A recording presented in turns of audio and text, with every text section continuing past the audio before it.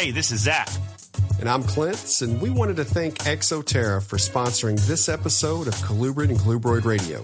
Exoterra is the industry leader in glass terrarium enclosures, and we are a big fan of getting to see the species we work with both at home and at the university. We utilize Exoterra caging here at Metazotics, and in addition to top quality terrariums, Exoterra offers an array of heating options, lighting, supplements, decor, and truthfully anything needed or wanted when keeping reptiles. Thank you, Exoterra, for supporting Colubrid and Colubroid Radio.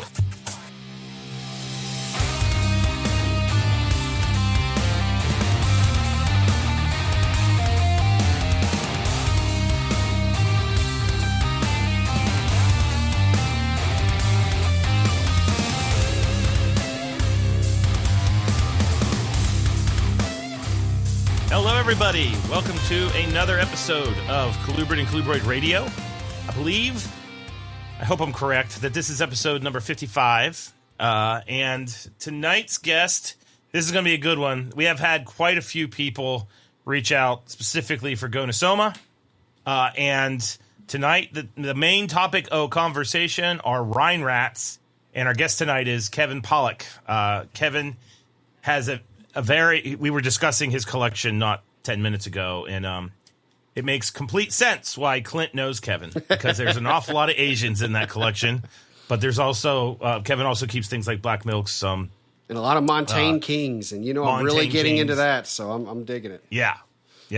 So we'll be talking all things Rein Rat with Kevin, and then we're also going to do a fun conversation, more of a topical conversation about the role of conservation in private herpetoculture, in the kind of the hobby aspect of herpetoculture. What are we doing as far as conservation is concerned? Because Kevin has a background in conservation, and I have a background in conservation, and so we'll be hitting on that as well. So that'll be the second half of the show. So if you're interested in that, hang to the end, and we'll have that combo. It really hasn't been that long since we recorded, because I'm going straight into 3 continuous weeks of field work / meetings / vacation. So we kind of doubled up our recording within a short window of time. So the only major development in my universe as far as animals laying and breeding and all that is I had one litter and one clutch hit my wide-banded Pinellas Kings, which are probably my favorite Florida King locality.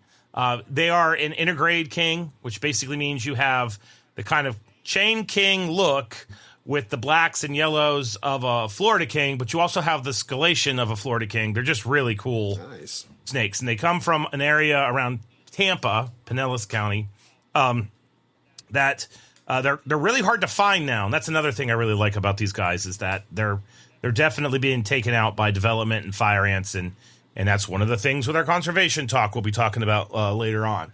And then the other thing, which was a little bit surprising to me, is yesterday I have a naturalistic enclosure in my living room. It's the only snakes that I was able to get. Yes, I am that guy, by the way, so judge me, I don't care. Where I basically creeped up on my hands and knees to my wife and said, could we please put one tank in the living room? And that one tank were the Oregon red-spotted garter snakes, because I love those things. They're incredibly engaging. They respond to me. When anybody walks near their tank, they actually come out because they've learned human equals food. There's an association there. And I knew I had 2 gravid females. And the past 3 years, they've all done a prelay shed, and natricids notoriously don't do that, but these guys did. So I thought, okay, this nice naturalistic Viv, I pulled the females out when they turned blue, put them in another 20-gallon tank with heat and everything, and they dropped their babies, and all was well and good. So I came in from letting my dog out, looked down near the ground where these guys are in my living room, and I was like, there's 4 babies. And then I looked, and I was like, there's 6 babies. And I don't have any idea how many babies are in the damn tank, because there's rocks and a pothos plant and a bunch of cork slabs, a million places for them to hide. So I spent last night pulling babies out. I been writing a report that has been slowly killing me, but I got it done. It's turned in. And I got 4 more. So I don't know. What is that, 7 or 8? I think there's about 15 of them in there. But the thing that shocked me is I put up a little post on these garter snakes. And I have had so many people reach out to me, like DM. So are you selling those? Are you moving those? What are you doing with those? I was almost one of them. It's been rather interesting. Yeah. So people are in the garter snake market, to kind of steal Clint's thunder a little bit. Must be there's some energy there, which is why one of our upcoming episodes, prior to even this, there's a individual who works with garters who I've been talking to a bunch, and we'll be bringing him onto the show. So. There you go. I would. In fact, I'll tell you, Zach, I'm not surprised that you're getting that for a couple reasons. One, because of how good those look. I mean, that's a good looking species. But number two, it's think of how often. I mean, that's been mentioned, on the show is just talking about garters and their intelligence and the studies that have been done on them here recently. And I mean, I'm not surprised at all that there's really some interest starting to get lifted there. Yeah. Well, one of them was David from Temporalis Enterprises, and I knew that he had pale milks, and I knew I wanted pale milks. So David's getting some garters, I'm getting some pale milk. Nice, I love it. There you go. Anyway, so that's those are my 2 developments, and then I'll be heading to the field. So the next time we record, I should be giving up a field update, and I know people like that. I'm not allowed to say where I'm going because I'm working with some scientists, and it's a really special place. So. I'm going somewhere where there are Western hognose snakes, and that's all people are going to get. And the other thing, have to say it now, IHS. Literally just wrote it down to make sure we said it again. This is the last episode before IHS, so if you've given it any kind of thought, you thought maybe you want to go to Knoxville, maybe you want to go see the kind that where herpetoculture science really kind of crashed together, please consider going. Clint and I will be there together. Yes, Roy will be there from Project Herpetoculture. Chris Montross will be there. Dark Horse, we've had him on. In fact, Roy, Chris, and I, and then 3 grad students are all sharing an Airbnb within walking distance of the hotel. So that should be fun. But yeah, no, it's going to be a great time. Really, really looking forward to that. I'll be giving my talk on hognose snakes. There's an entire day of herpetoculture talks that we've put together. So by all means, if you're interested in this element and you can sneak away, and for the record, they have day passes where you basically pay for a day. So if you don't want to pay for the entire conference, which can get a little pricey, I think the day pass is just over $100, and it's totally worth it because you get the herp talks. And then I don't know if you get it or not with a day pass, but if you do get it with a day pass, that's the Knoxville Zoo Day, and you get to go to the zoo and see behind the scenes. So I need to find out a little bit on that. But if you're at all interested in that, please message me and I will help you with the process because we're in this to win it. This is our first conference. We have an update on our conference coming up here shortly, but that's something I wanted everybody that listens to know is coming. And I'm pretty pumped. I've been spending all my time on this report, so now I get to do field work and put together a PowerPoint, which is always fun, but that's my life. That's not really that big a deal. So anyway, so those are my updates. What's happening in Clint's world? Oh, it's funny because I'll even mention this during the market update here that we're at that slowdown. We're definitely at the slowdown time of year, but that's just business slowdown.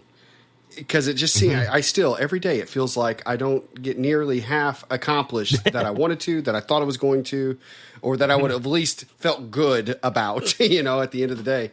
Yeah. But still, what I am doing is it's more or less I'm trying to get prepped, I guess, is where I'm at, because it's about to hit. I looked, and while we've had 2 clutches of ball pythons hatch. That's just, they were early, and so it doesn't really even count in my mind yet.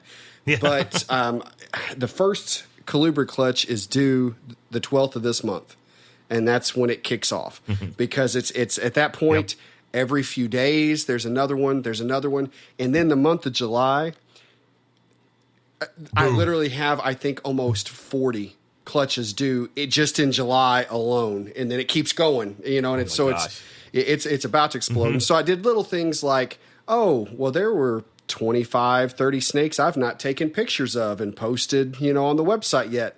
I better get caught up on that because I'm going to have a lot coming, and I'm going to stay that way for the next few months, where I literally on my schedule, I have 2 days a week where part of my day is photograph animals, because I have to do it twice a week just to even remotely stay, caught up. Yeah. Get it all done. Because then it's, you resize them, you have to save it, just load it, a bunch of stuff afterwards.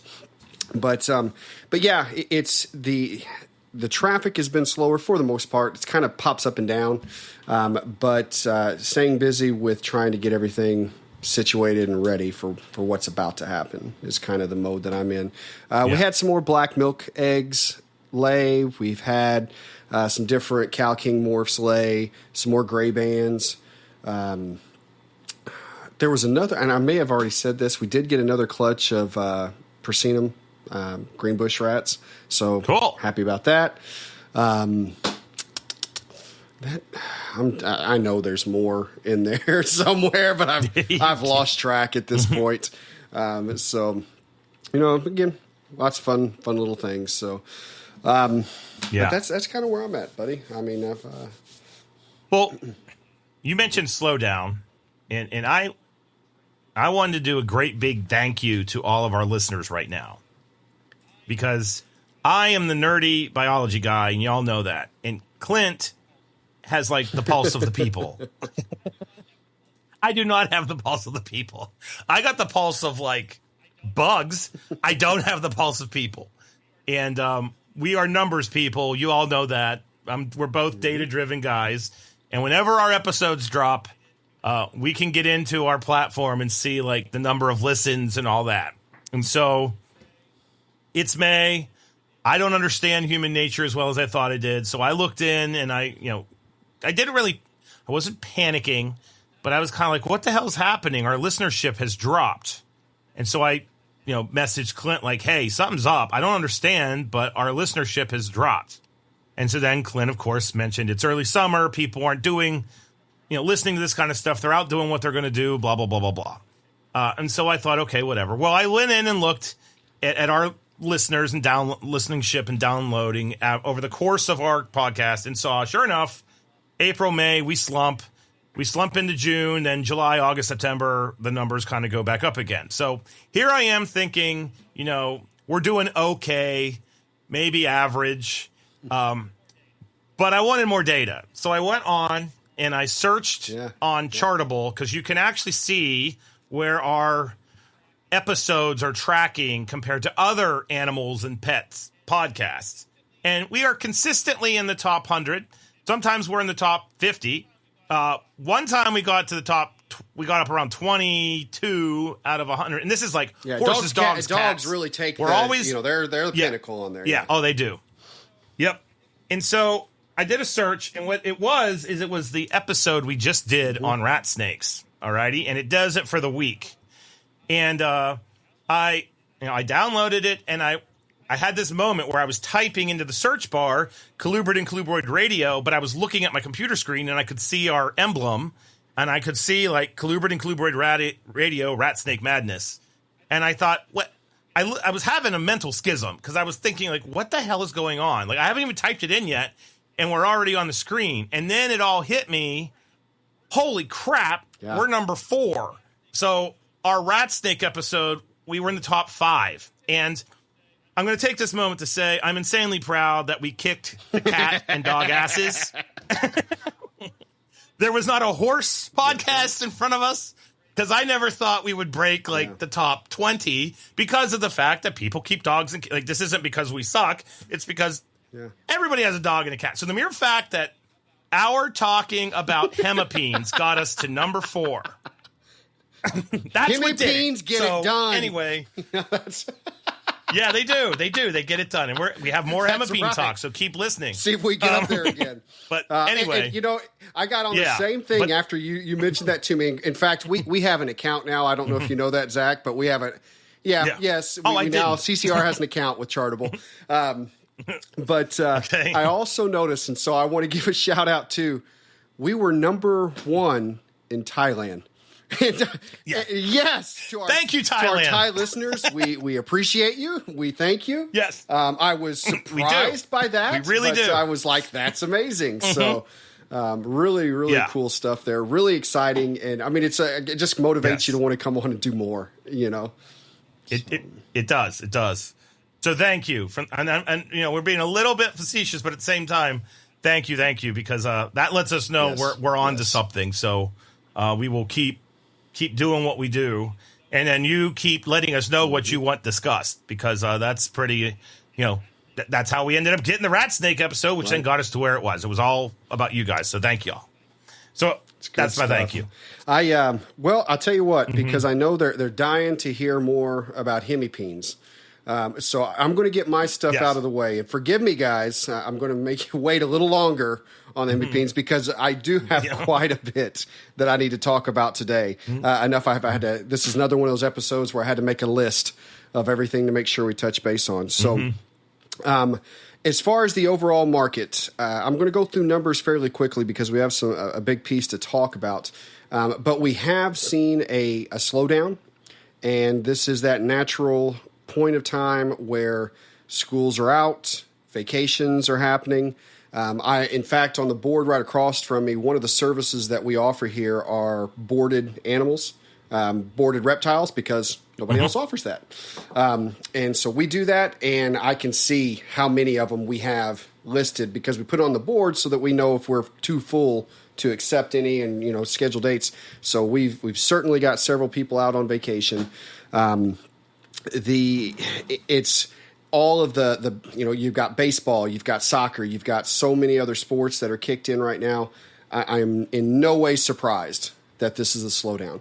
I think a lot of people are probably in a similar boat that I am right now too, where you don't have quite as many animals available. And when you don't have as many available, you don't have as much variety available. Naturally, you're not going to sell, you know, as many. So, it's fitting exactly where we expected it to go.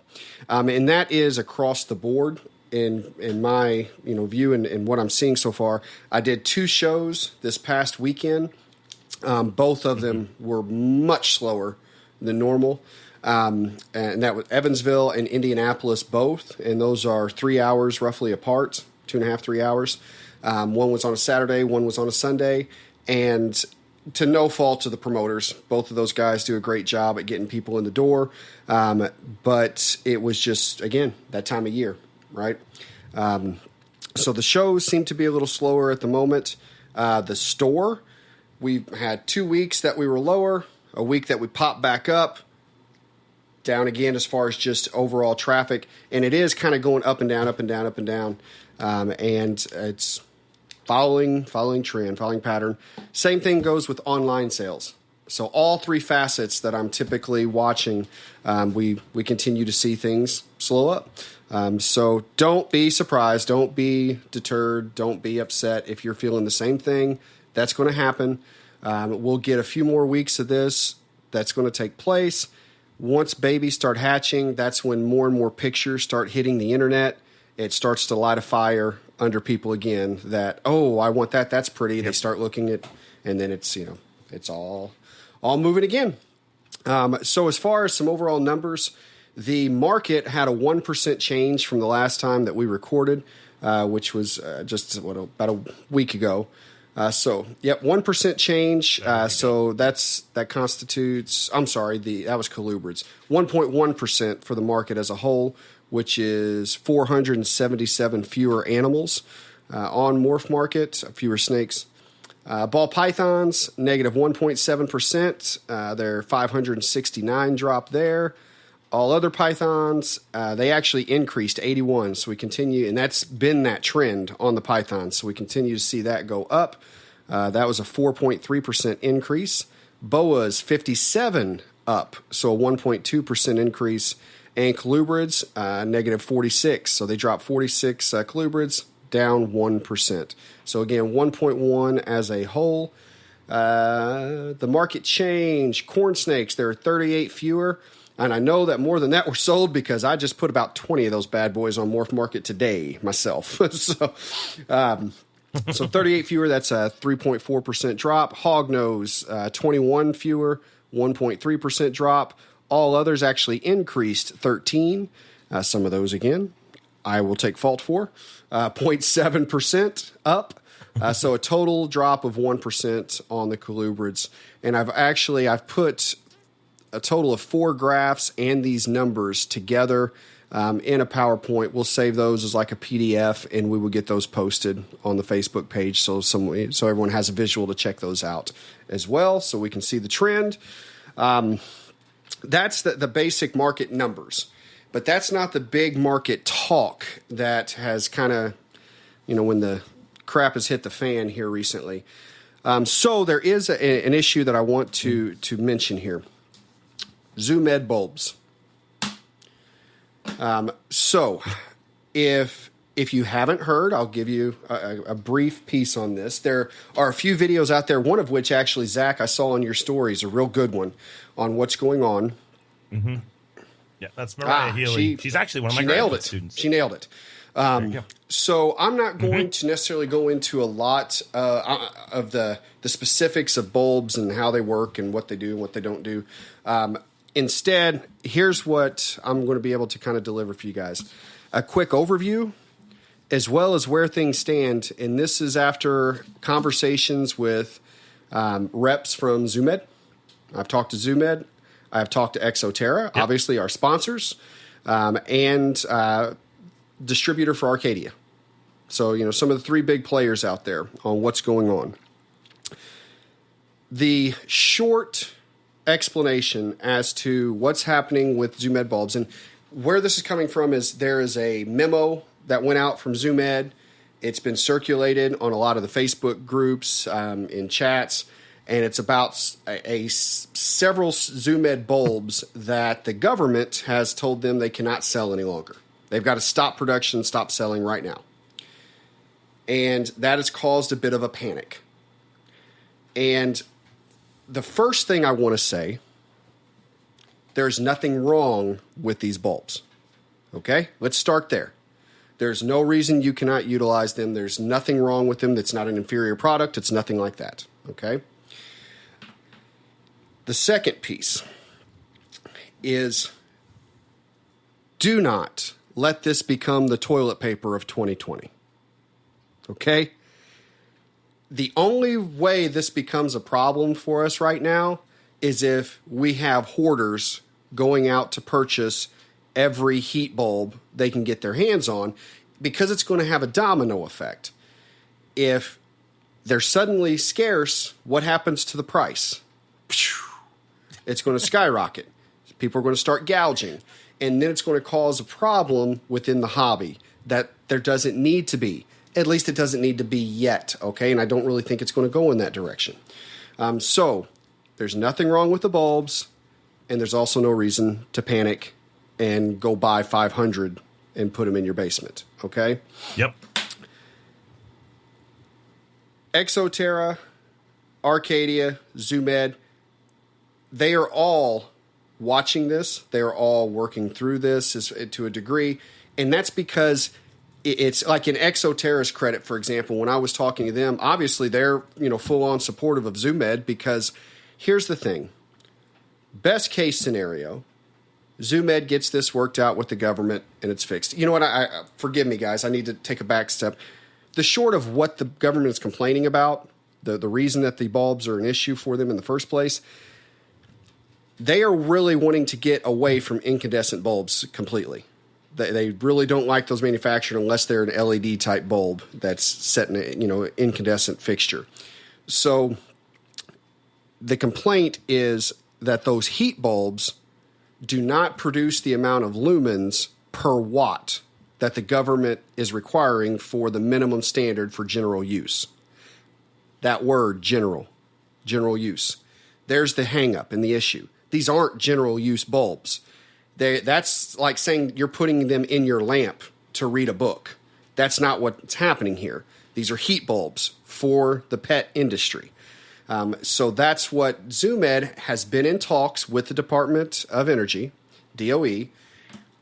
I have been told those talks went very well, that the Department of Energy asked a lot of questions. They were very receptive. The call was scheduled for an hour. It went for about an hour and 45 minutes, and the DOE did not have any issue with that. So it was not a negative call whatsoever. So the talks seem to have gone very well, but we don't really have any information past that because now they have to take that information and, absorb it and then go from there. The UK went through something very similar to this, on these requirements, and they came out just fine. Their government made the right decision, knows that, this is not a general purpose bulb, so it didn't fall under the same guidelines and same issues.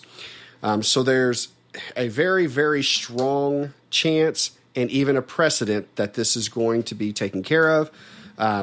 And, all the other manufacturers are paying close attention to it as well, so that they can ensure that they can support it. Because understand, this isn't a ZooMed problem.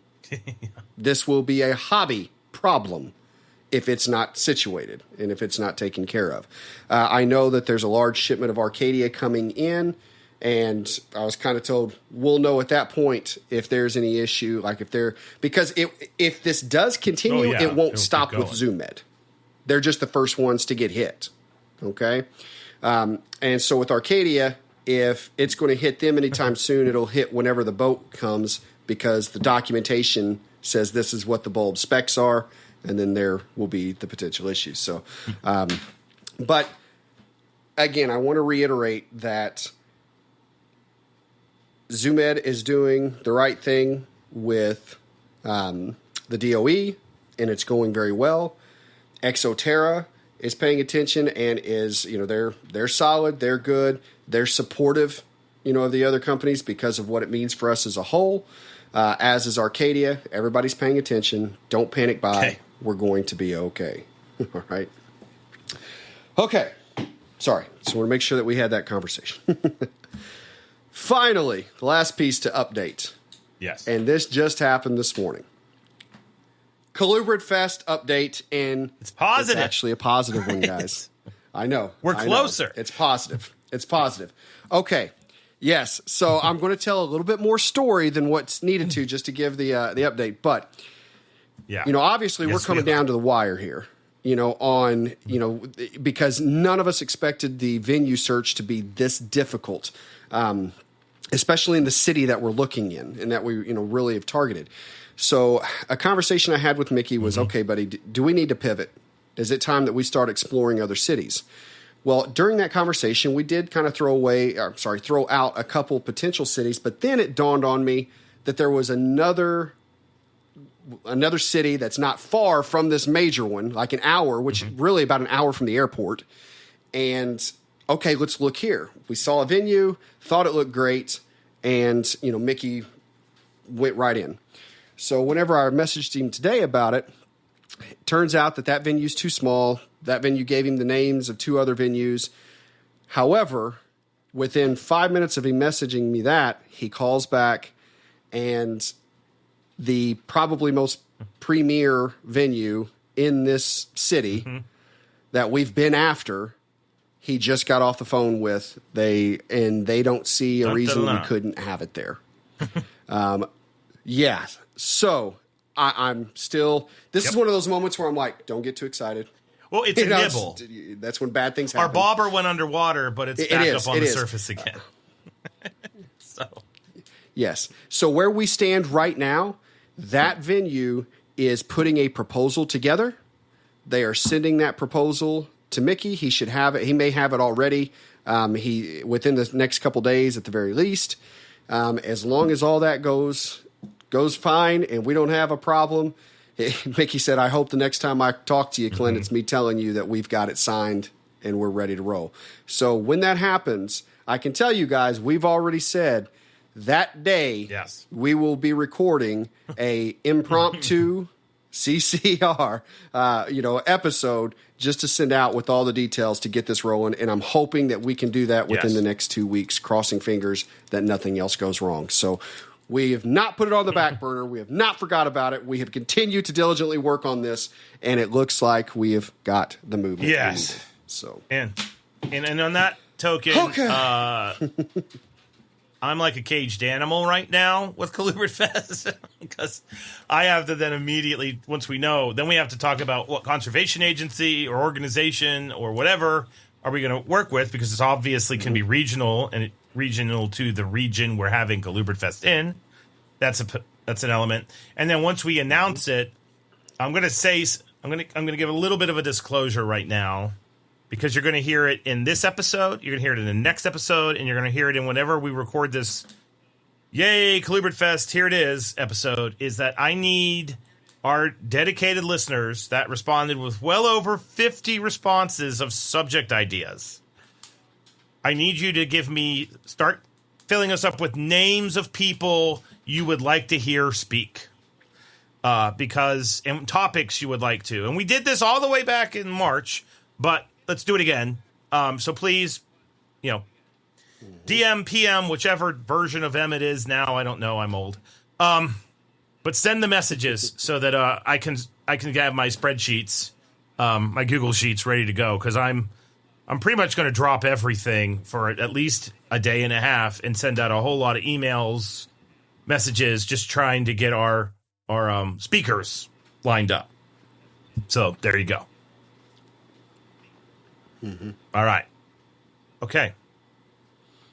All right. Yeah, I'm definitely ready to get in with Kevin. Are we ready to get in with Kevin now? You want to introduce Kevin? Yeah, let's do this. So, well, sure, absolutely. Kevin, this is the first time. Now, you guys can't see Kevin, but I can. It's the first time he and I have got to lock eyes, even though we have messaged back and forth so many times via email, text messages, and whatnot. I know we both have sent snakes to one another. I get a lot of things from Kevin because he's got quite the eclectic collection there. We'll talk about that in a second. And, one of the things that I don't know if you know, Kevin, the first time we messaged, I look, and I see the email and I'm thinking, I'm talking to Kevin Pollack. There's that brief moment. And for those of you that don't know, so there's a Kevin Pollack that's an actor, Mm-hmm. and one of my favorite movies of all time are The Usual Suspects, and he's one of the actors in it. So I don't know how many people catch that whenever they see your name, but I did immediately. So it happens pretty frequently. And the first time I sent you something, you had me send it to W. Smith, and I was like, "Are you friends with the Fresh Prince?" I forgot about that. Yeah, it's a PayPal account of my fiance at the time. Yeah, love it. Oh, good stuff, man. Good stuff. So, well, Kevin, let's jump in with. We know what our big topic's going to be, but before we even get to that, we always like to know the backstory. Okay, it's how did you get into? Let's start with just reptiles, because I know that colubrids aren't your only thing. So take us back, and how did it begin? Yeah, colubrids are my only snakes, but I keep quite a few turtles too. So reptiles have always just been part of my life. My dad, so I grew up I was born in 81, and my dad had a bunch of reptiles in our house. So he had a pen in the backyard with tons of turtles. We had some snakes in the basement, all like North American stuff. And so they've just always been around. We at the time I called it hiking, but really what we were doing is herping. I didn't know that term back then. But on the weekends we'd go out and look for stuff. And they've just always been there. It's just like I just don't understand how not to have reptiles in my life. It's just kind of like eating and breathing. They're just around. So I can't really explain it any other way. Is that they've just been there in some capacity. It ebbs and flows with field herping and keeping over the years. Gotcha. They've always. So you're one of the, and it seems like that makes you more of the minority, though, because it seems most herpers I know, like their parents weren't into it. They may not have been against it, but that's not where they picked it up. They didn't pick it up from their parents. Yeah, I've noticed that, listening to podcasts. Yeah, I got it certainly from my dad, and yeah, I think that's definitely a Gotcha. minority. Whenever you were young, was there something you guys kind of gravitated towards? Like we kept a lot of these all the time, or there was always one of these?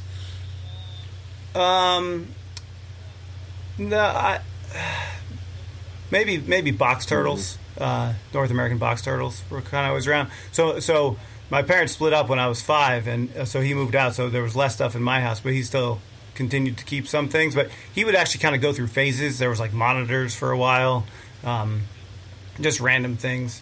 But we also we'd go down to Florida every year and road cruise for snakes. Then, so from like 1st grade through 8th grade. I was in Florida for a couple of weeks every summer looking for snakes. Nice. So that was always fun. Very cool. Well, let's touch base on kind of what you've got now. What's that looking like? Yeah. So snake wise, so like I said, I keep a lot of turtles, but snake wise, it's all colubrids. I keep Rein Rat snakes obviously, and then I also have all 4 subspecies of the Porphyraceus. All the bamboo rats.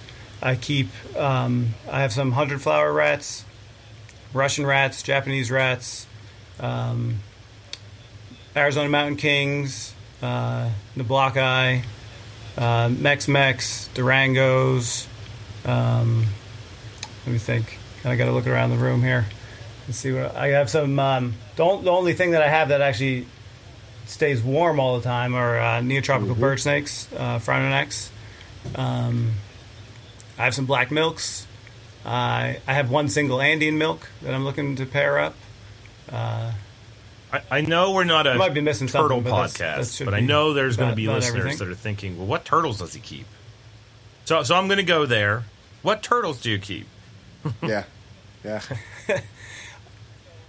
So, in the same theme cool. as my snakes, Those it's are awesome. mostly Asian turtles. So I breed Geomitis spengleri, the black-breasted leaf turtles. I have Geomitis japonica. I got my first eggs last year. First fertile egg too, but it didn't hatch. So fingers crossed for this year. I have some Kuora, 2 species of Kuora. I have European ponds, which are not Asian, obviously. That's again a few other things. Japanese pond turtles. I do have pancake Very tortoises, and then I have some marginated Russians that live outside most of the year. Very nice. Very nice. All right. Well, Sure do. do we want to get into reins? Let's do that. Let's do it. Now, if this is one of those where if you aren't Pause. familiar with this species, Google it now. Google what a baby looks like, and Google what an adult looks like, because you're talking about an ugly duckling that really turns into a swan on these. They're basically a rhino rat without the horn. Yes. That's And I mean, sometimes, in my opinion, I know there's some real, some kind of turquoise rhinos out there, but like that female I've got from you of that range, I mean, she's still turquoise, and I mean, we're talking full on adult and just beautiful, beautiful coloration. good. Good. They certainly aren't all that way. And everybody that asked me for them, they're like, "Oh, do you have any solid blue ones?" And I was like, No, I don't. No, I don't. Is the answer. Well, And you're probably not going to find them in the U.S. I've been looking since I've kept them, for the past 10 years, and I haven't found anybody in the U.S. that has bred solid blue ones. But we can get into that after. Well, I can tell you that we had. So that female, I've been looking for a male for a bit, and that female is in a arboreal cage in the nursery. We have it actually sitting on the desk where I take all the pictures, where we do all our work. And anytime that we would have somebody walk into the nursery to, we're going to show them this or show them that, that was always the showstopper right there. They walk in and, what is that? And yeah, I mean, she's gorgeous. Nice. She's gorgeous. So Yeah. All right. Well, I mean, let's talk about habitat. Let's how do we keep them? Yeah, so I keep mine. I have raised some up in racks, but I have not bred them in racks. All the adults that I have go into more arboreal style enclosures. They're homemade, so they're just 24 by 18 by 18 or something like that. So I think they do well there. You know, they like to bask, so that's one thing that you're not really going to get in racks. They certainly like to climb, so they're not doing that in racks either. So I don't know that you can't breed them in racks, but I've never tried. They do seem to grow well in them. Racks obviously hold humidity very well, which is what they need. So, but yeah, as far as that goes, like I said, I raise them all up in racks, and then within go the into enclosure, do you have that are like what's the cage more furniture visual. like in there? Is it super dense or is it kind of open or doesn't really matter? Yeah. Yeah, I mean, I have some branches. So I have fake plants and some sticks. Okay. I wouldn't say super dense. They're not really a timid or flighty species. They don't like to be handled, but they're not afraid like some things that need as much cover. Especially all mine are captive born, so I've never worked with a wild caught one. So that could be different, but yeah, there's just a few branches for them to perch on to get them their basking light, and then I do, like I said, I have fake plants in there for some cover. Okay, and I keep fake plants in the when I keep them in racks, I keep fake plants in there too. And then just a hide on the ground, water bowl. Although they don't drink from water bowls, that's one thing that's different from a lot of snakes. I don't know why I keep water bowls in there because they will not drink from them. The only time is if they happen to be sitting in the water bowl and then I spray them, they may start drinking. But otherwise, you have to spray them in order for them to drink. It's pretty annoying, actually. Sometimes it takes a while. You go through and you might be spraying them for like 3-4 minutes per snake. So that's another thing. In the racks, I don't do that because it'll just turn into a total swamp. So I'll spray it down, and like I said, I've raised a bunch up to adulthood, so it seems to be working. But I'll spray the tub down, and so they'll start to drink, and I'm assuming that they get more. They'll drink it off the leaves and they'll drink it off the sides of the enclosure. But in my arboreal enclosures, I built it with screen tops so that I can spray a lot, and so I'll just spray them at least twice a week until they stop drinking. So, and they don't always drink. Do they have a behavioral pattern? I'll continue. Like I've been working a lot in my office because of that report, which has actually been at home, not at school, which has been nice because that's my office at home has nothing but bivs in it. And I have one grow up rack there, but I have this tank set up with just Western hognose snakes in it, and I've noticed that like their dial behavior, their 24-hour activity cycle. When those lights come on, those little boogers are like zipping around that tank. Or it's not a tank, it's a PVC enclosure. It's a 4x2x2. And then after about 2.5 hours of that movement, they just kind of disappear. Like, do you see any kind of behavioral pattern like that? Or are they get used to you and they're just kind of out and they're cool and chill and doing their thing? That's cool. Yeah, I'd say they're out most of the time. I think I'd say most of the time they're out. At least one. Cool. I have a whole row of them, so at least some of them are always out. They're never all. I found the same thing. The female, she's always out and about. You see her all the time. I got this male in, and I didn't know that, and maybe it's just his behavior, but he actually will burrow into the cypress, where the female never does that.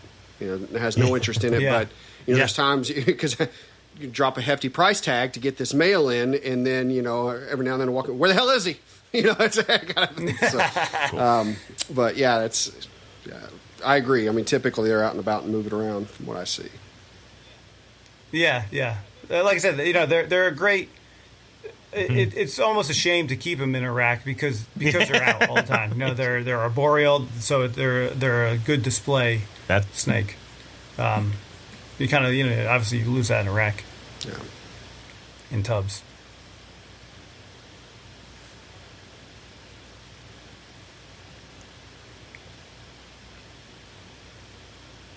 Cool.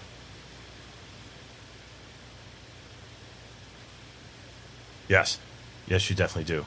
So, as far as feeding's concerned, a lot of times when we talk about rat snakes in particular, it seems like there's a discussion as to whether you do quail or chicks or just a rodent-only diet? We'll talk about simplicity. adults. Have you had any kind of experiences at all with the diet situation with them, or just rodents, or avoid rodents at all costs? 95% of what I feed are rodents. If you bred them, you know what you're doing. Easy. So what are you doing? I have fed quail, and they like them. Chicks are probably a little big for them. At least any of the chicks that I've gotten. Day-old chicks are a little big. You know, they're long, but they're still pretty slender snakes. My adults are probably 4.5 feet, give or take. I haven't really measured them, but we'll call it 4.5 feet. But they're thin. So a day-old chick is.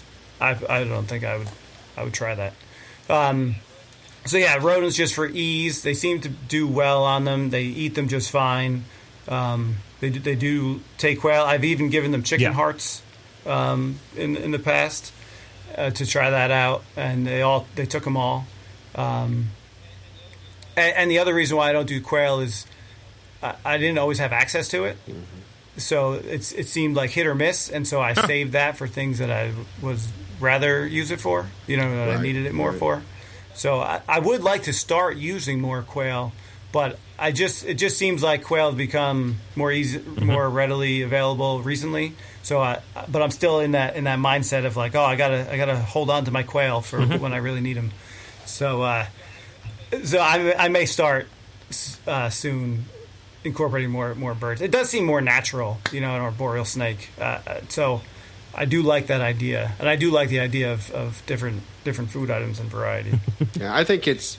If they were big enough to take day-old chicks, I would do that. I use that for a lot of other snakes. Yeah, I agree. I mean, I know it's something that we kind of talk about frequently on here, but I think poultry is in the diet of, especially in whether it's king snakes, rat snakes, gopher snakes, pine snakes, all of that there's going to be seasons where poultry is their heavy, prey item. Sure.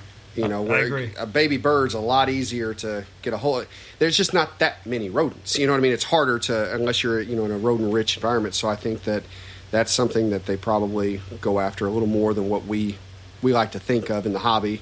Because if we think that that's their primary diet in the wild, we feel like assholes for not providing that.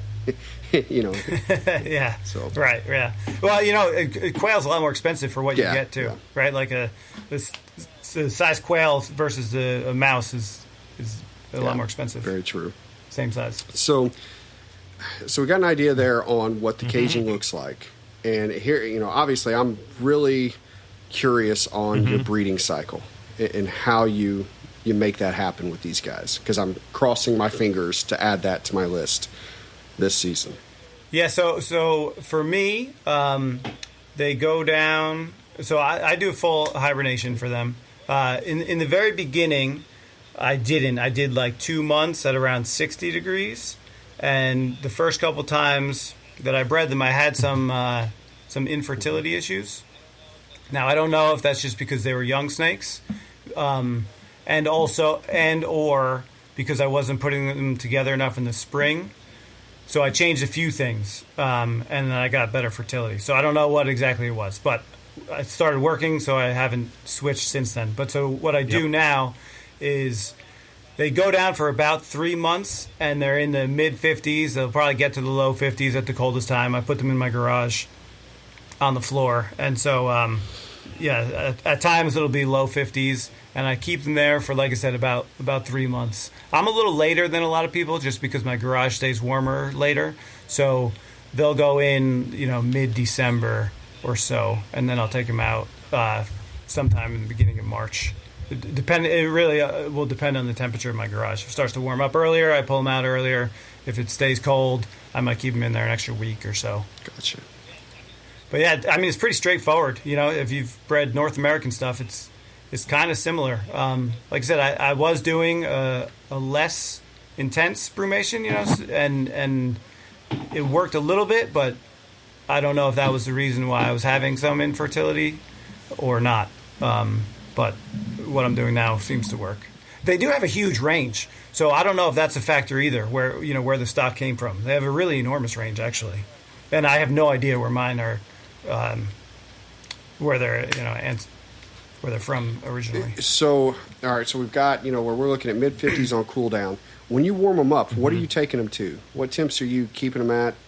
And Yeah, so when I first come out, they just come into my room and sit on the floor with no heat for so they're in the probably 60s for like a day or 2 or 3, and then they go on in the cages and the basking lights go on. So it's just in the spring, ambient temp is probably about 68 to 72 during the day and at night, but they have basking lights, and so the basking lights. They probably can get up to 90 when they're close to it.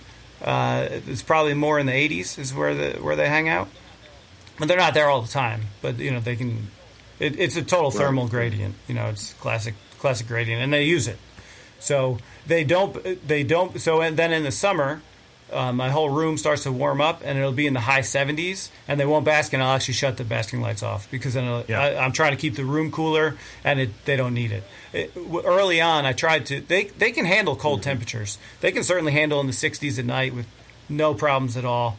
And even like I said, high 60s during the day. If they have a basking spot, that's also fine. They're definitely of the Goniosoma. They're probably the most cold tolerant. I would imagine, which is why I got them originally, because most of my collection either cools down in the winter or is cold tolerant year round or whatever. I'm in Connecticut, so I have to conserve electricity when I can. Fair enough. Yeah.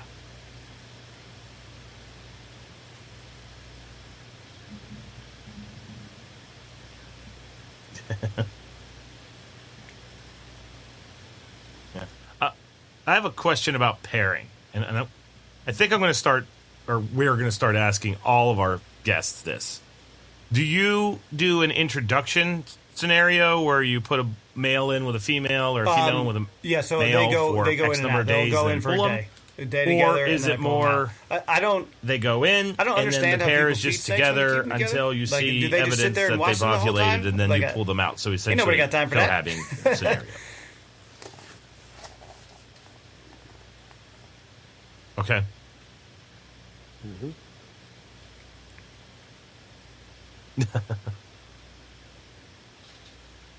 Well, I can answer this, and I take pride in being truthful.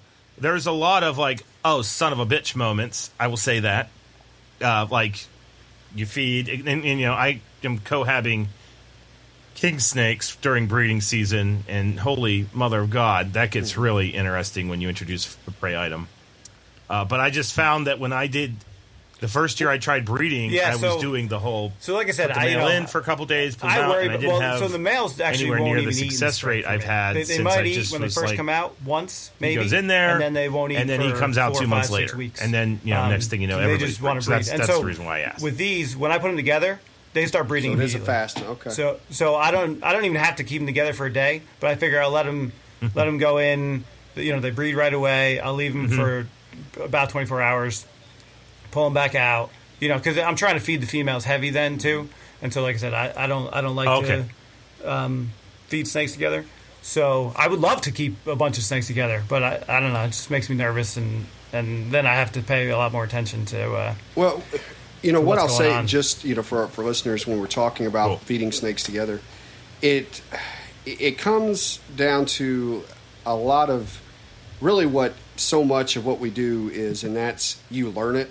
You know what I mean? You get better at the nuance of how to guide this snake in this direction, this snake in that direction, but you also learn the individuals. Like, there's certain snakes that it's like, you open this tub and it's like, for example, there's going to be listeners who know, okay, there's certain tubs in your room, when you open it, the snake's head's going to fly out of it because they're that kind of feeder. There's others that you have to lay that thing down gently, close it, or they're going to panic and not eat anything.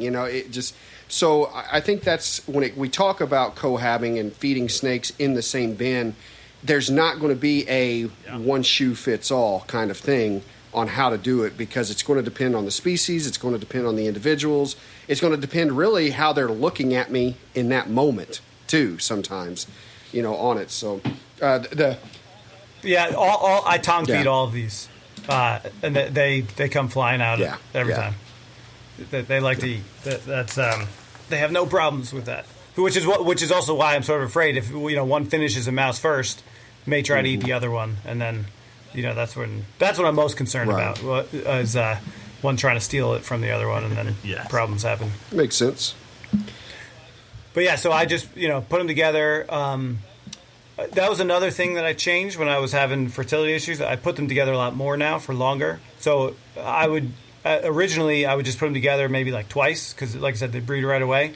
But now I'll put them together probably over about a month. At least once a week. So I do it like 4 times. And so between the cooler temperatures, the more introductions, cooler temperatures during brumation. More introductions, and they're just older. One of those things solved my fertility issues. I'm not sure which one. Makes sense. That's right.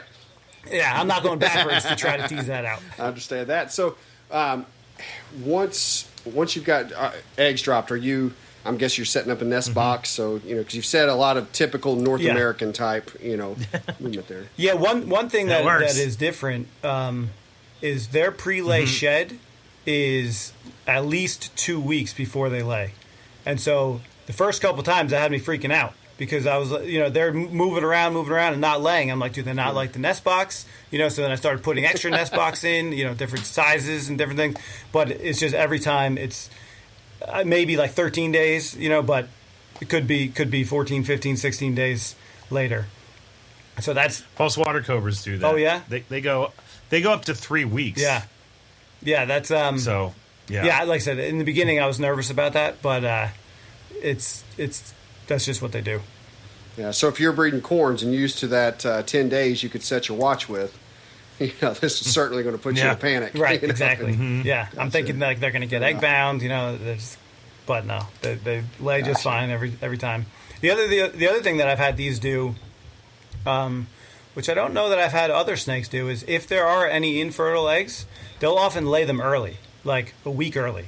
They'll just drop all the infertile eggs and then wait until they're ready to lay the other ones and then lay all the good eggs. Have you guys had that with other species? I've seen it with other species before to a degree where I don't know if they can choose which eggs to lay kind of thing, but I have often seen where, 1 or 2 infertile eggs will be laid days before the rest of the clutch. Yeah, this has happened several times with these. And here's something that we're going to have to move from colubrids for just a moment because this is something I do find incredibly interesting about ball pythons.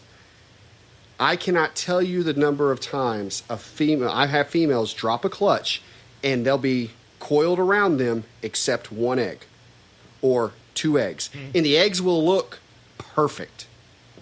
Those eggs are bad. I don't know how they know it.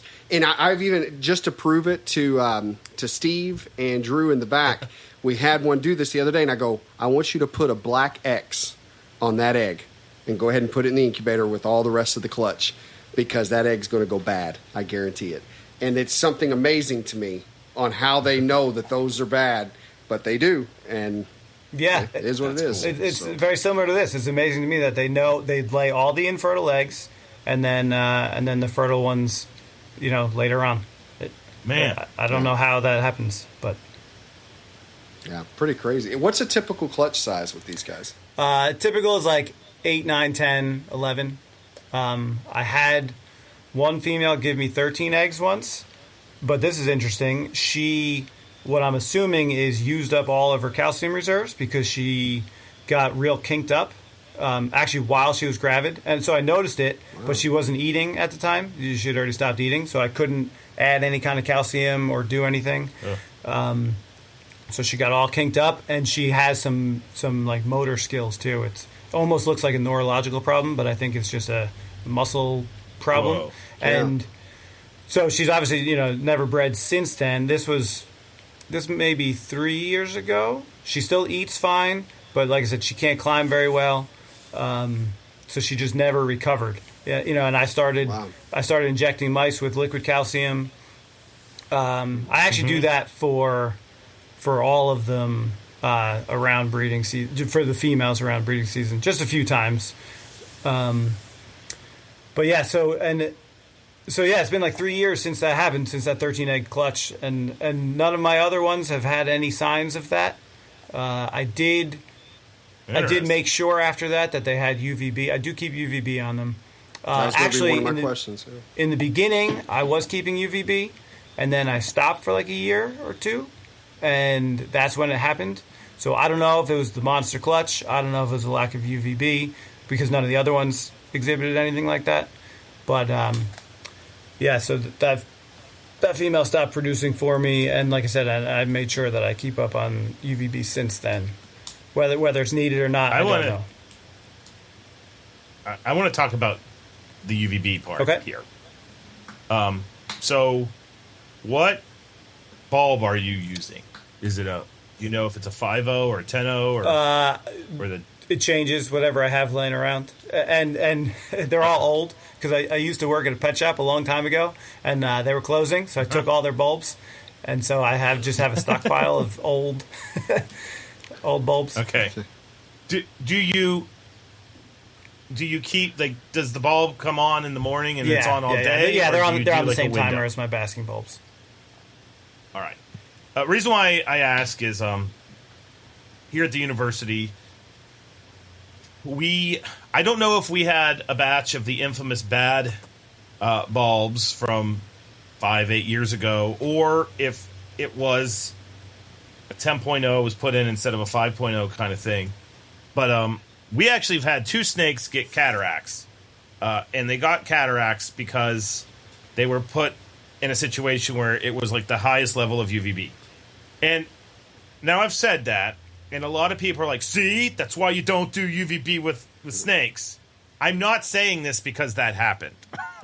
What I'm saying is every other snake that I've ever put, when we actually were paying attention and made sure the UVB was right and it was coming out on that, the Ferguson scale or whatever the scale, I think it's Ferguson scale, at like 2 to 3, where the snakes were hanging out, we always see an increase in snake behavior. Mm-hmm. The animals look better.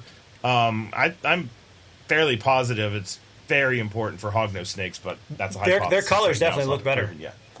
Yeah, but their color, that was where I was going.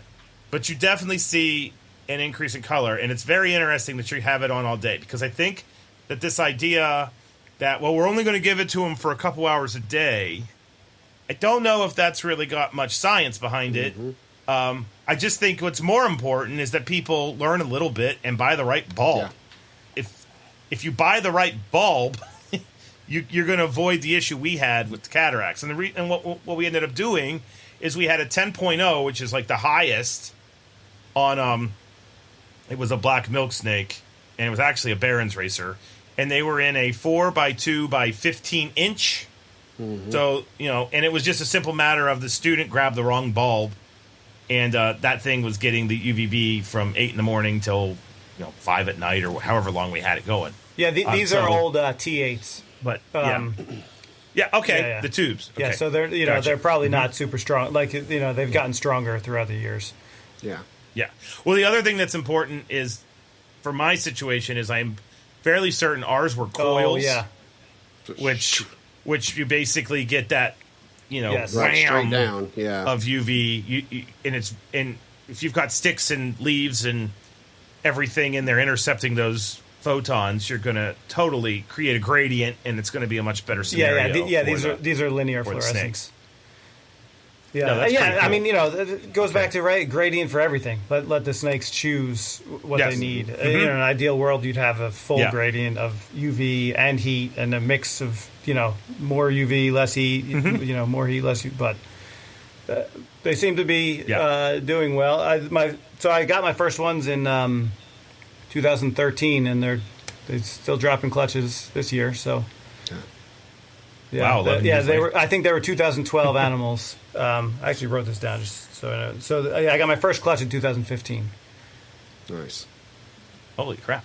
Yeah. Before we move past UVB, this is just coming from my experience with all these different animals in the shop now and all the UVB requirements and whatnot. My assumption would be about it's either 5.0 or 6%, 7%, depending on which company that you get your bulbs from, should be about the highest that you're purchasing if you're putting them on, a Rein's Rat. It's kind of the mentality and thought is if it is something that spends a lot of time in or under a canopy, so like, a lot of it's silly to to some when I say this, but I'm thinking a lot of these green snakes are usually in bushes, in trees, and so they're in canopies. They're in that kind of thing. So they're in some shaded environments. They're typically going to get the type of UV that most of us experience in like the Midwest or in central, in the United States, but in the kind of central area and even north. It's not until you get to desert species, and even though I don't know if we would really consider them desert species, but like the hognose, the westerns, I'm not going to be surprised if you end up figuring out that, they can handle a higher UV bulb just because the way they're built, the skin, all of that. A 12% is not going to shock me if you end up saying, 12% UVB bulbs are what they respond best to or whatever. But I too, have had an error happen here where a leopard gecko was put into a cage that had been cleaned out and taken care of, but all of the fixtures had been used for baby bearded dragons. And when they put those lights on, they end up, now you've got a high UVB for what is a desert animal, but is a nocturnal desert animal. And so sure enough, we gave it a sunburn on its head and, had to treat it. And I mean, it took him a couple months to completely heal and bounce back from it. But, it can be dangerous if we go too hot with it, too heavy. So I think that's a good question. No, very and cool a good point stuff to bring up. So we've gone over husbandry. We've gone over the fact you got to mist them to drink, which is really interesting. I'm positive that's the first snake in CCR's history where that was the case. And we've gone over breeding. You get your eggs, so you're incubating the eggs. How? And then when you get the little babies, you've already alluded that maybe feeding them could be a chore. Yep, a little. Yeah, let's go over neonate husbandry as well. Yeah, so you get the eggs. I incubate somewhere in from 75 to 80. I kind of just move them around my room, to be honest. Sometimes I put them in an incubator set at like 77 or 78, or I'll just have them in little Tupperware containers and move them around the room. I've used vermiculate and I've used sphagnum moss. I'm of the mindset that good eggs will hatch, and we tinker too much with incubation media. Now, that said, you can certainly make it too wet or too dry, for sure, and I've done both of those things. But I don't worry too much about media anymore. I've hatched eggs on gravel, with a little bit of water on the bottom, which is kind of like a sim method. So, yeah, I just keep, moist sphagnum moss or vermiculate, and that seems to work. Like I said, somewhere in the 70s seems to work for me. And then I've had them hatch as early as like 70 days, but as long as like in the low 90s, when it's cooler. Okay. And yeah, so the babies come out really small. They're like 5-6 grams. They're pretty long. Holy hell. Maybe 7-8 grams sometimes, but you get some 5-6ers. And they're stretchy, so they can take day-old mouse pinkies, except they don't want to. So inevitably, I get one that'll take 1 or 2 per year. So I'll hatch whatever, 10, 15, 20 a year, and like 1 or 2 will take a pinky as his first meal, and that's it.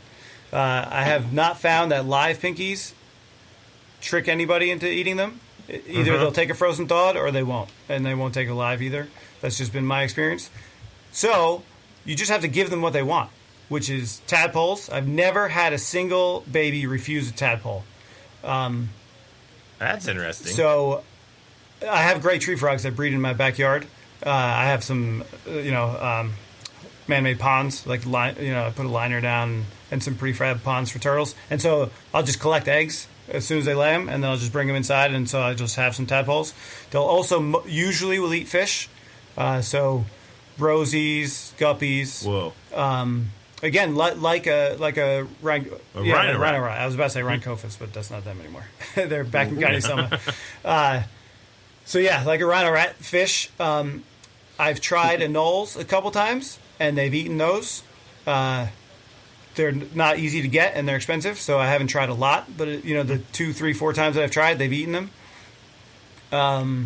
And little tiny frogs. The problem is you got to find really tiny frogs. So what'll happen is if my gray tree frog, or I've also used some other tadpoles. I get green frog tadpoles as long as they're still small.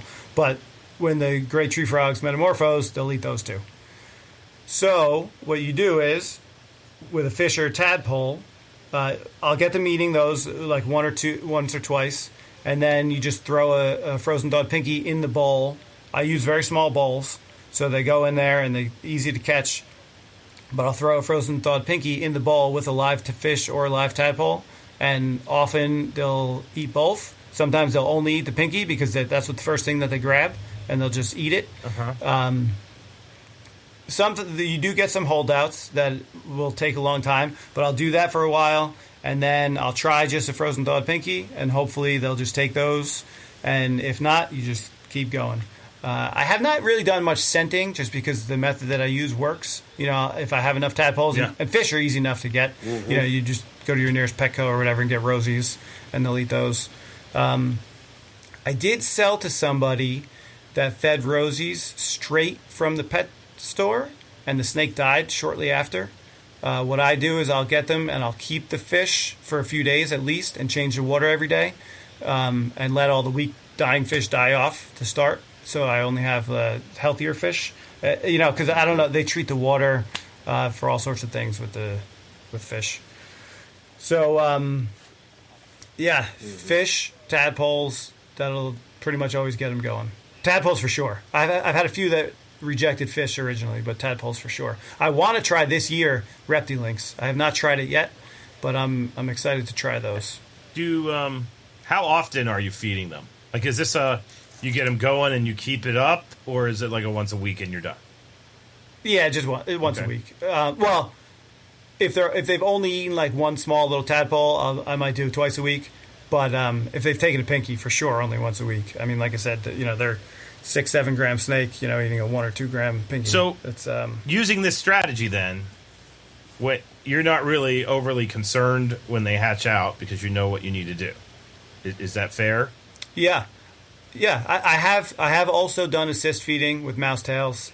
That has worked a little bit, but I don't like doing it, and I'd rather them just eat what they want to eat. Since it's working for me, and usually that takes several times before they'll start eating. I may have had 1 or 2 that you assist feed them once and then they'll eat the next time, but most of the time you have to do it repeatedly. So instead of doing that and stressing them out, just let them eat the tadpoles. And that's why I collect the eggs specifically to try to avoid any kind of parasite transmission or minimize it. That's really cool. Anyway. Yeah, that's very convenient for you to have that happening in your backyard. Sure.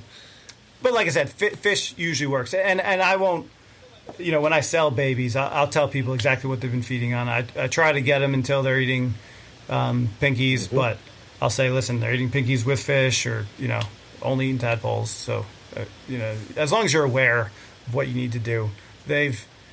I've had pretty good success with them. I mean, I don't lose babies, very rare. And if that happens, it's within the first couple weeks. It was just a weak hatchling to begin with.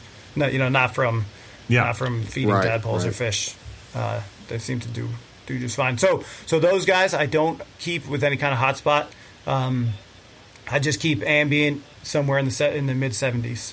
So say 74 to 78, and they're just an ambient in little tubs. I find little ones work because then they'll notice the food in the water bowl. They hide all the time.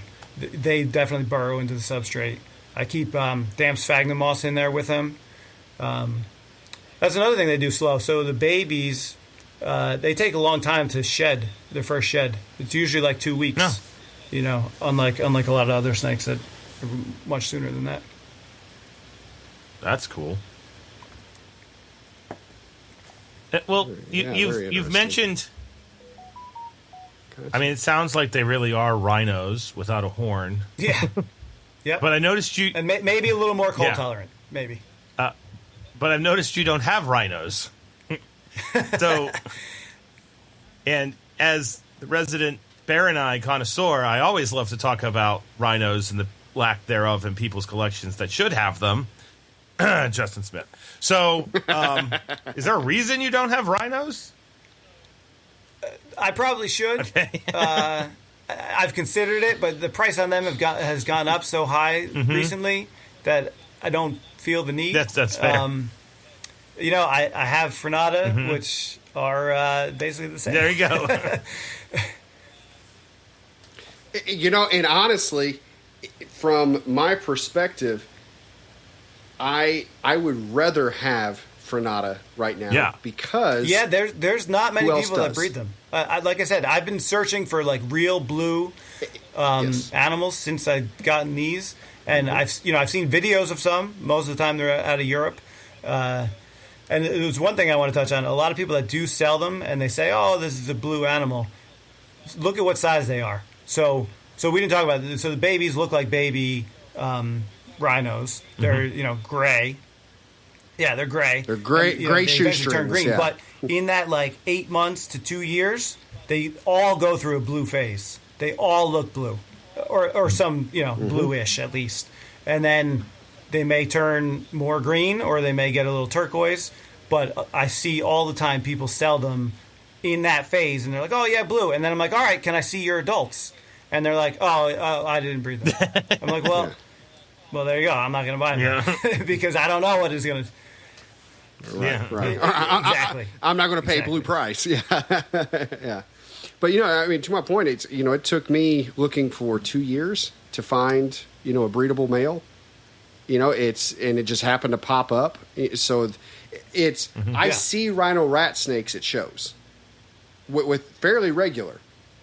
I have never seen. They are the of all the snakes I have, they are the easiest for me to sell.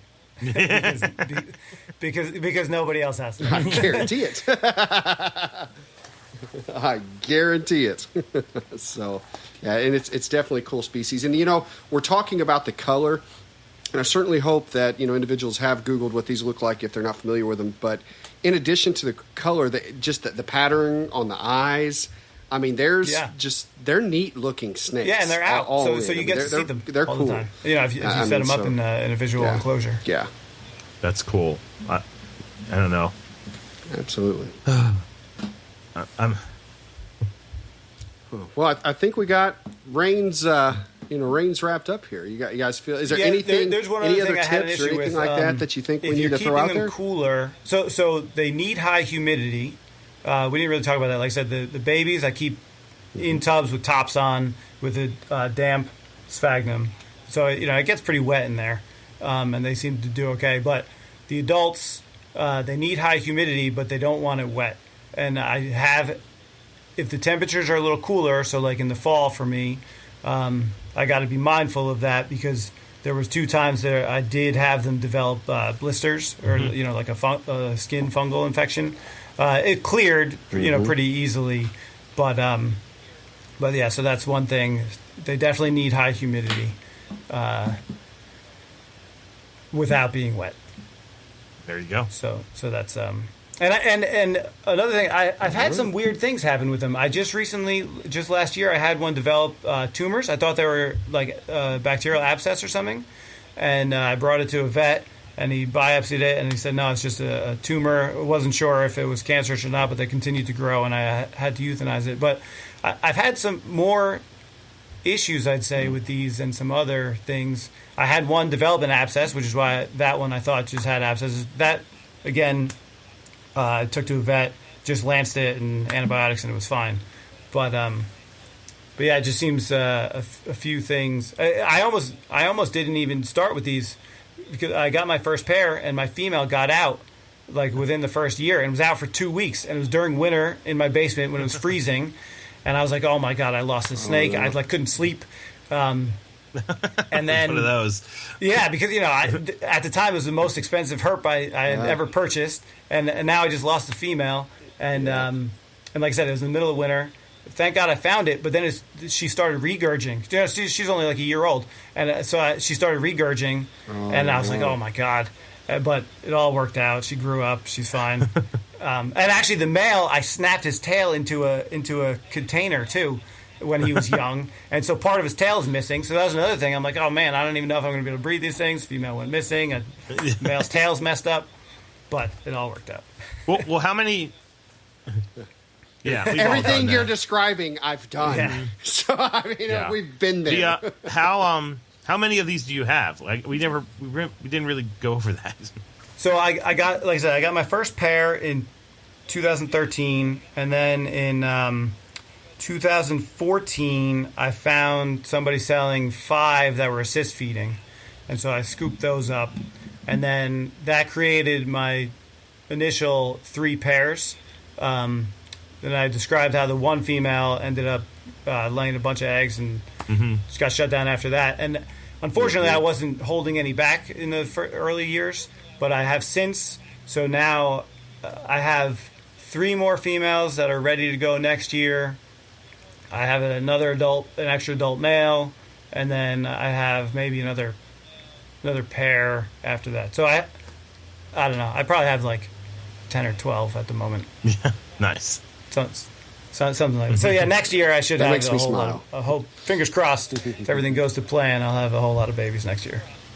Beautiful. Nice, very nice. All right. Well, thank you so much for that. This is an episode I was certainly looking forward to for that right there, because this is a species that I'm really hoping to have success with next year, and so I wanted the skinny on how to make that happen.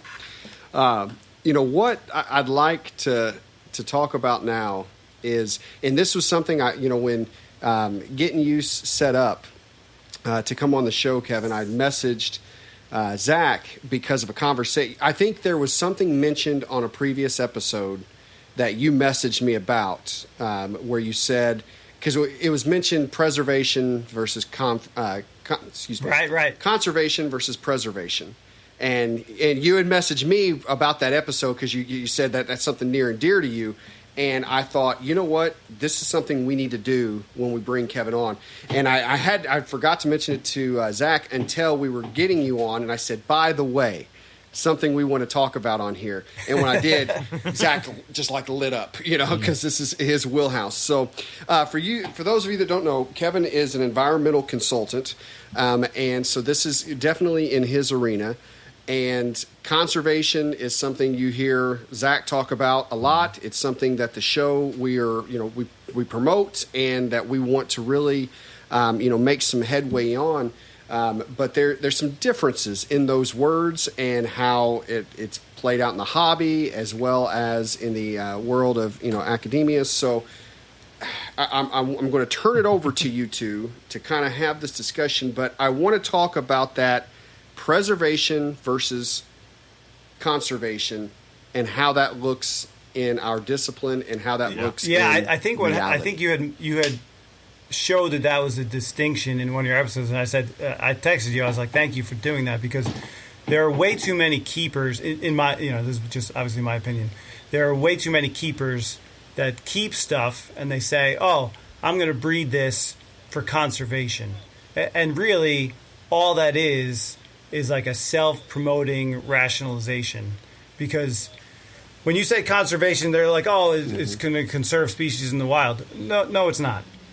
Like, if you keep animals, they're not going back into the wild. The progeny of your stock are not going back into the wild. It's just not going to happen. I don't know if it's ever happened, but I don't know of any animals, herps specifically, that private keepers were able to take animals and breed them, and then they were reintroduced. It certainly happened, in institutions that have bred them, but coming from the private sector, I don't know of any examples of that happening. And even if there are, they're very few and far between. So for Joe Schmo or me to breed something, it's not ever going back. It's just not how it works. Yeah. Well, there's the two terms that I think are important. Sure. So there's conservation, and then there's preservation. And most people, I don't even know if people understand the etymology of the word, the definitions backing them. And, for the record, guys, we're not being snotty now. We're educating. And I want that to be abundantly clear. But a great example of this is this idea that we're going to breed snakes and then, be part of a captive breeding program. And for the record, it is possible for private breeders to be part of this, but the private breeding side doesn't understand all the science that goes into this repatriation stuff. So the report that I was talking about is actually a genetics study that we did. And yes, for those of you who always are like, why don't you talk about crayfish? This is your episode. So I am building a facility here at my university to breed an endangered species of crayfish. We're also breeding turtles. We're part of the AZA SAFE program for North American turtles. So that's what cool. What species are you keeping there? We are building the facility right now for spotted turtles, wood turtles, and then we're going to be doing a bunch of field work with box turtles. Yeah. So, but, for us to get those turtles for this breeding program, every single turtle was genotyped.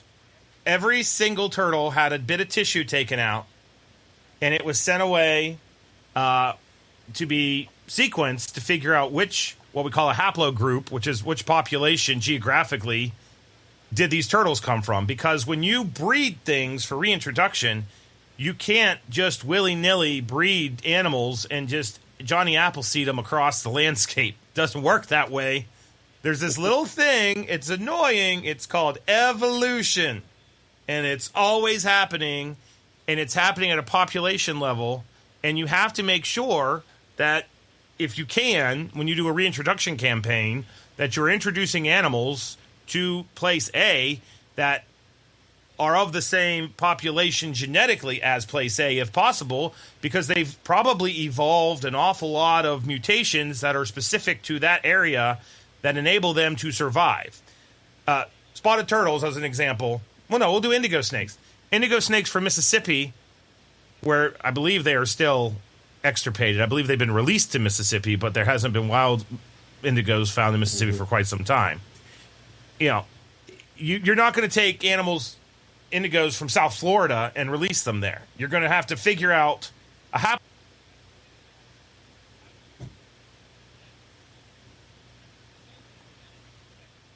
crayfish. It was $90,000, and only about $10,000 went into students' pockets. As my staff group, genetics, that does that, and that is expensive. The project that I just wrapped up on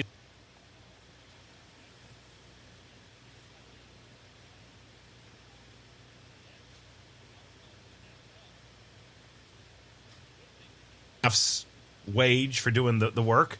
So it was an $80,000 project. It involved a molecular geneticist. It involved me as the field guy and the taxonomist.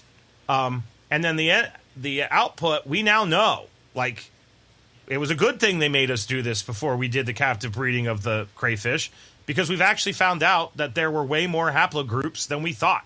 And when you look at an animal, unless you have some magic ability, you really can't see the haplogroup. You can't see the genetics. So you can sometimes see a phenotypic response, and that's where we're going to get into locality here in a minute. But that's the reality of the situation. So I've literally heard people say to me, right, oh, well, they don't want the private breeders getting involved in the indigo conservation, even though we can breed indigos, better than anyone. Well, what is the major issue in indigos in the private sector? They're inbred to hell and back. We talked about this. The little indigo community does. So, yeah, we can make indigos, but we can't necessarily make genetically diverse indigos. And when you are putting these animals onto the wild with a reproductive campaign, you want them to be as heterogeneous as possible. Like, this isn't from the few come the many. This is from the many come more. That's the way you want to do this. And if you don't have many to begin with, then it's not just simply slapping them together and making more. There's all kinds of crazy things that you can do as a conservation geneticist now. To increase heterogeneity private keepers and do all that kind of stuff. So this idea of reproducing and letting animals go and being driven in the private sector back out into the wild. I don't know if with snakes specifically that's a realistic idea. Yeah. Yes.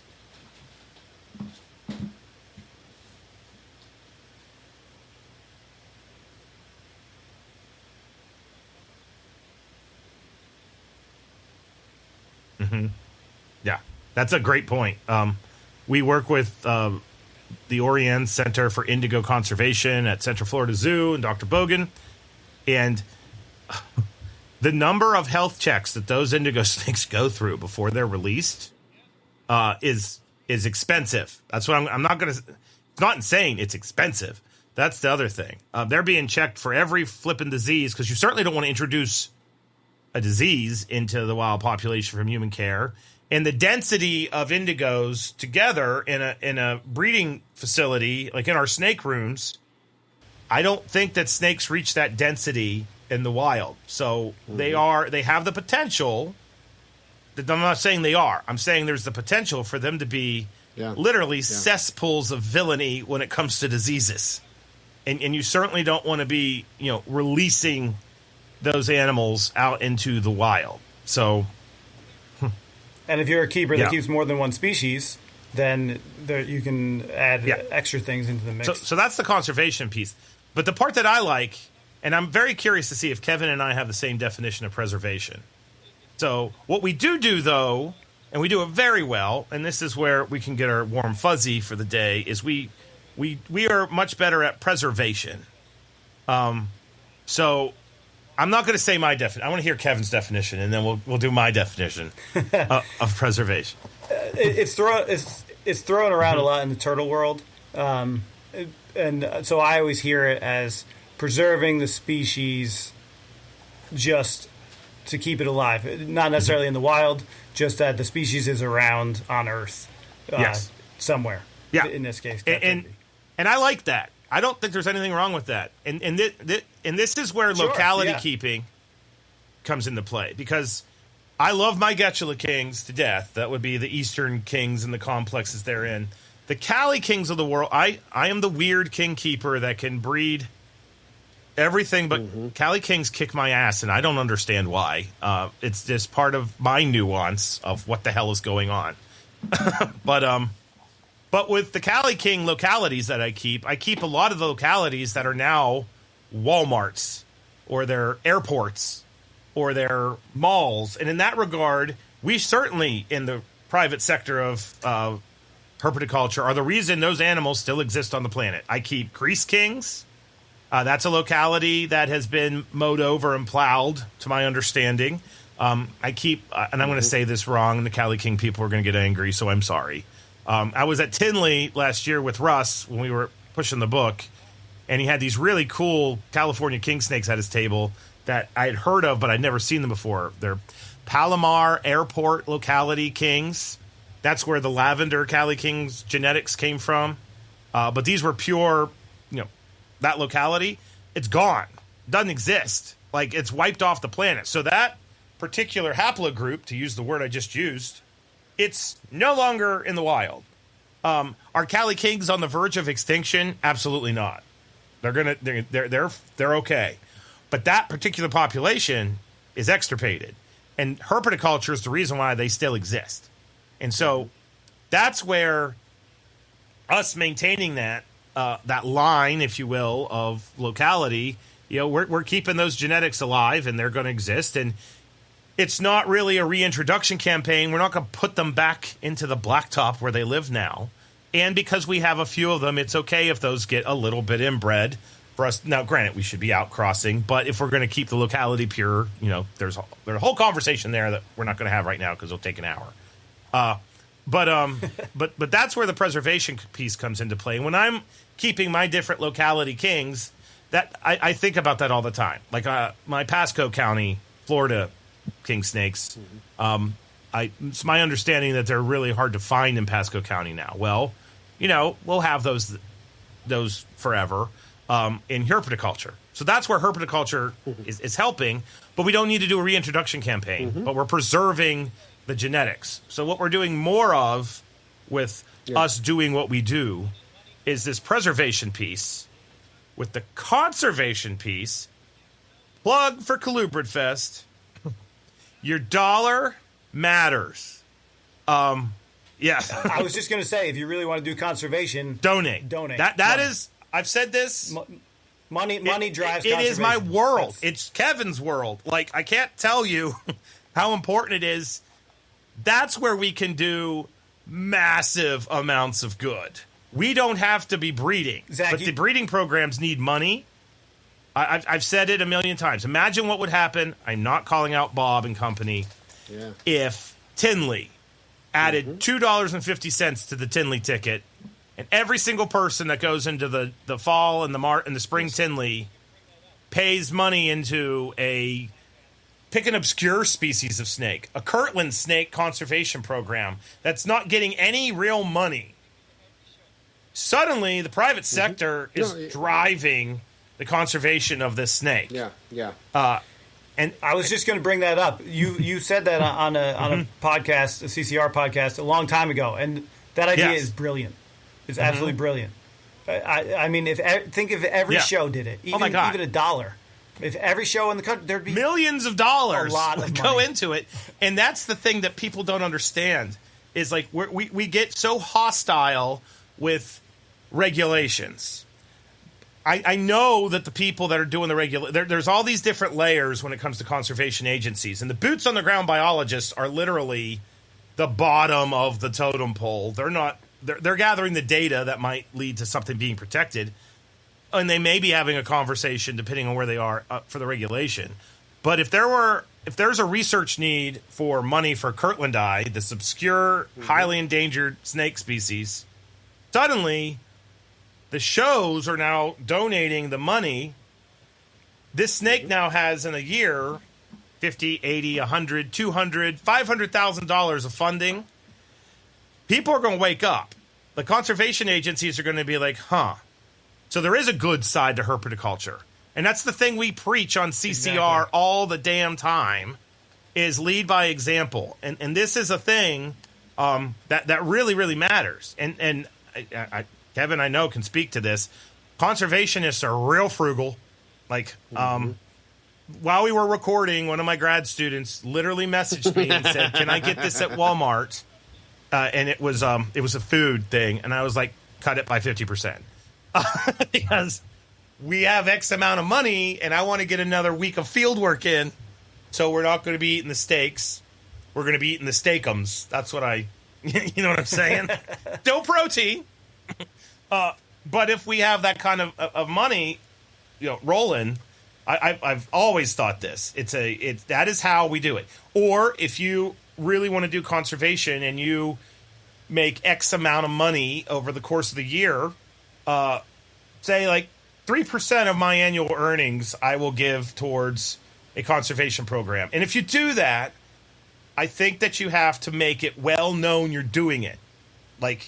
Because that's how we advertise that we're actually helping.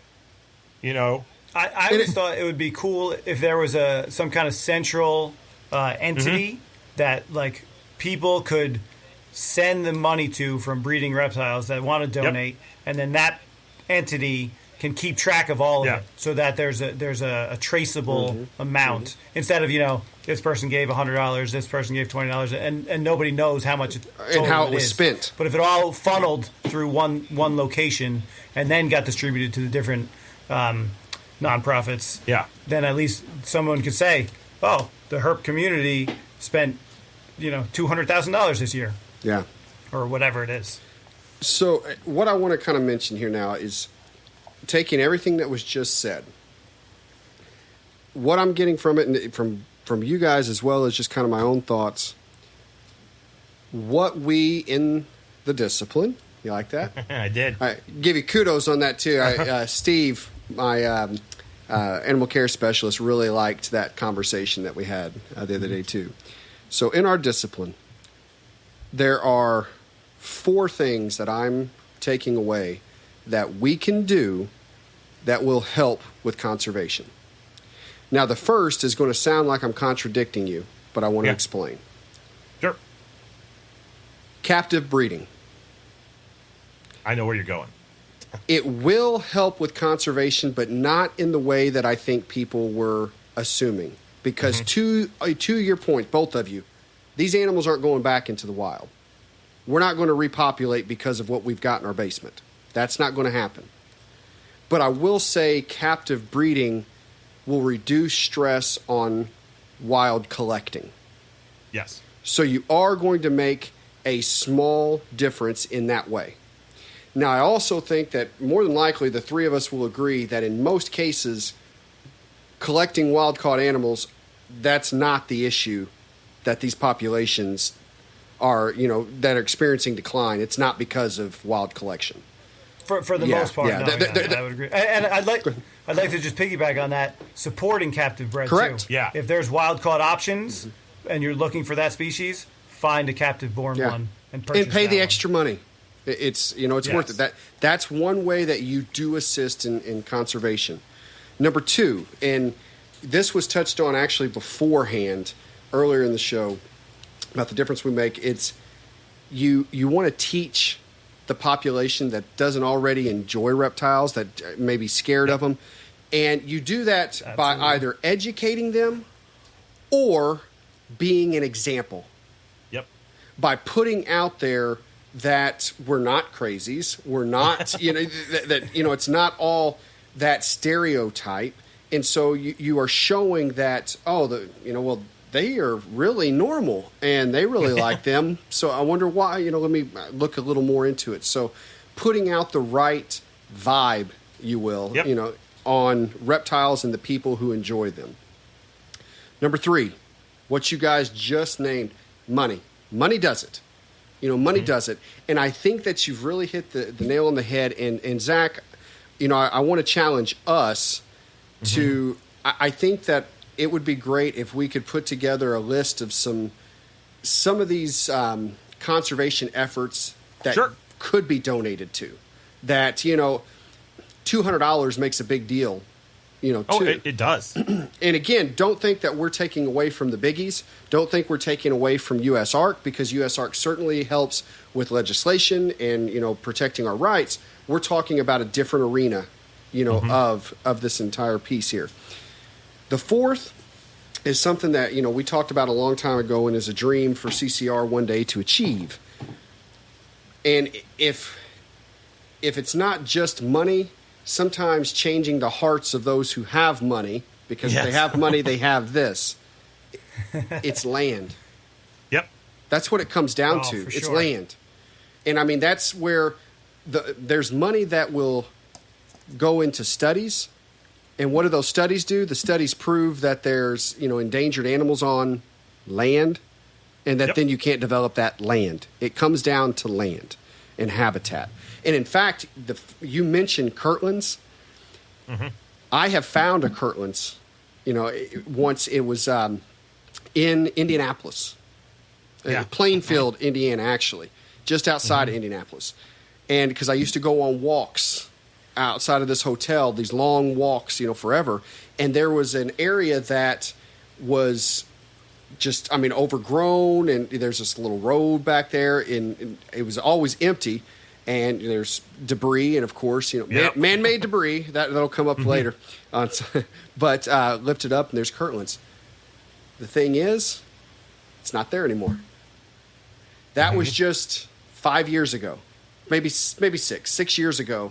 That was there. Now, it's all a industrial complex that's been built up and built over, and that's the point. Land is needed. So. But how do you get land? It's usually money.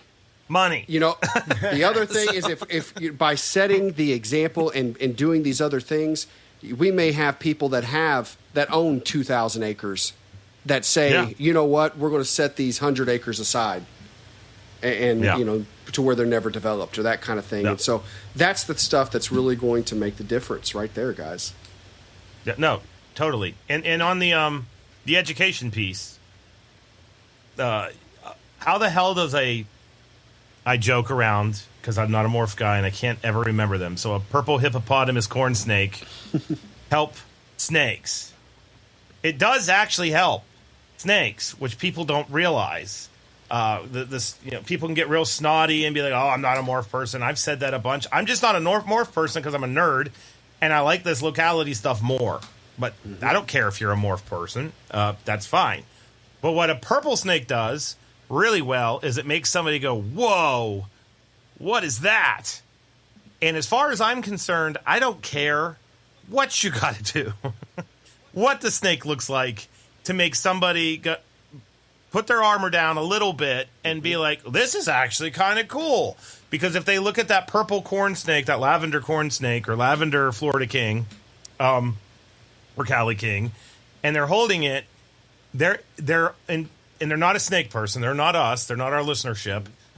They're probably going to subconsciously or very deliberately, somewhere on that continuum, think, well, this thing's not trying to hurt me. Are they really that bad? And that's when you got them. Mm-hmm. That's when you set the hook. Mm-hmm. And that's what I've spent my whole damn life doing as a teacher. You don't push the snake on people. You don't scare people with the snake. You don't walk around like a testosterone-laden moron because you've got a snake.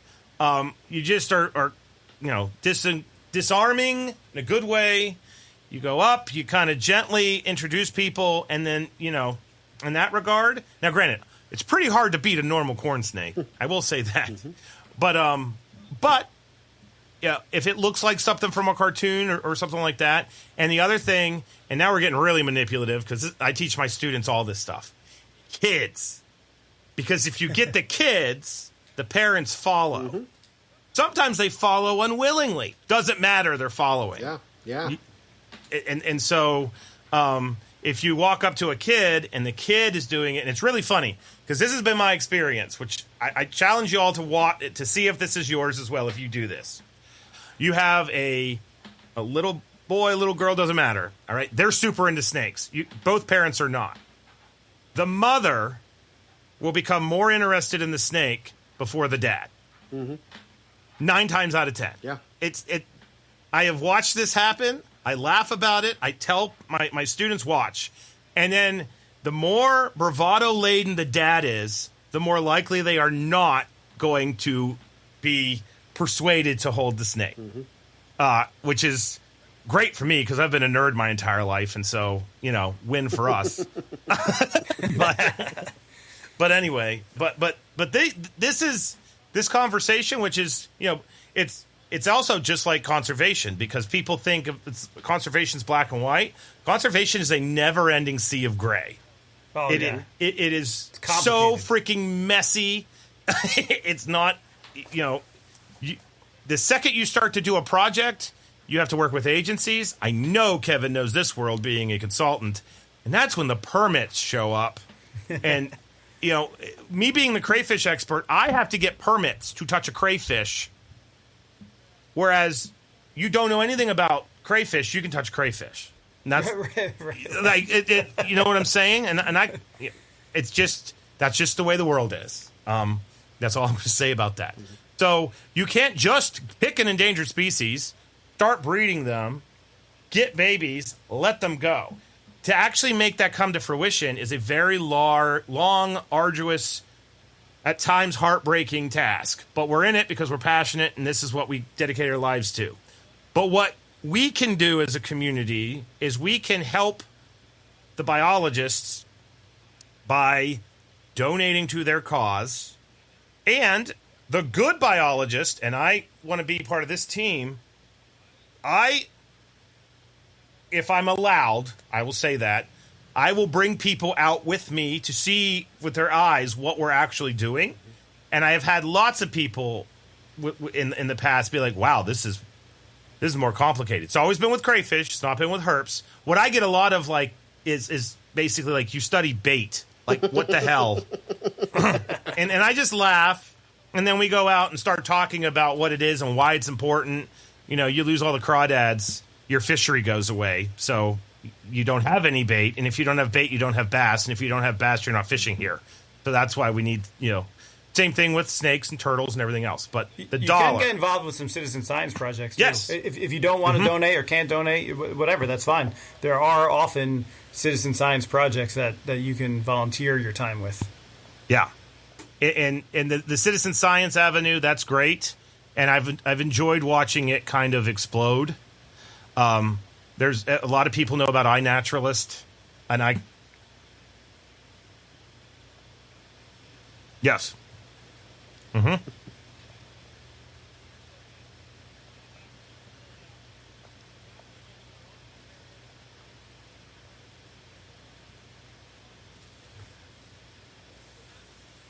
can tell you when iNaturalist first came on the scene, crotchety, uptight PhDs, I might have been one at the time with iNat, were like, so wait a minute, we're going to have people going out documenting where all these rare animals live on a platform that anybody can then get on and see where they're at, like on Google Maps.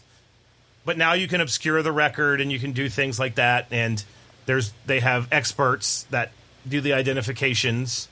But yeah, no, but that's that. But I would just to finalize and reiterate, education, we can totally do that as a form of conservation. And we should. Figuring out where our dollars go, that's something that, in my opinion, herpetoculture really hasn't tapped yet. It's wide open for somebody to lead the charge on that. Now I say that, and that's not entirely true. Because there are some, I can't remember the name of it, it's killing me. It's in my PowerPoint lecture. I'm trying to see that in my mind's eye. But there was a conservation through commercialization. That's this whole idea behind the invisible arc. We're not going to talk about the invisible arc because I have feelings about the invisible arc, and that's all I'm going to say. But it was this idea that we can basically preserve animals by bringing them into captivity, creating a market for them, which then basically makes them important economically so that the countries where they come from aren't going to want to see them go away. And that has been done with, like, dart frogs.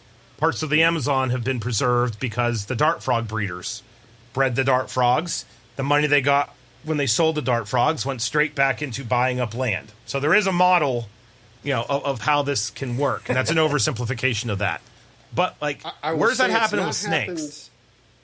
Nowhere on planet Earth. A slight example. So there's all kinds of avenues here. This, to me, is the bright shining light of herpetoculture that's currently covered up with a smudge that can just be buffed off portions of Africa very quickly. If you harm a ball python.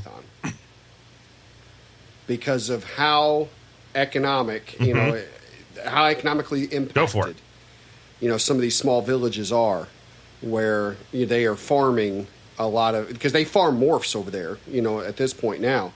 So I mean, yes. Even though I don't think that to my knowledge, that there's not been programs where land has been purchased, it certainly has changed the minds and the actions of a lot of the locals because of how large, that segment has gotten. So it's even without it being regulated, I guess would be the word, or organized, to a degree.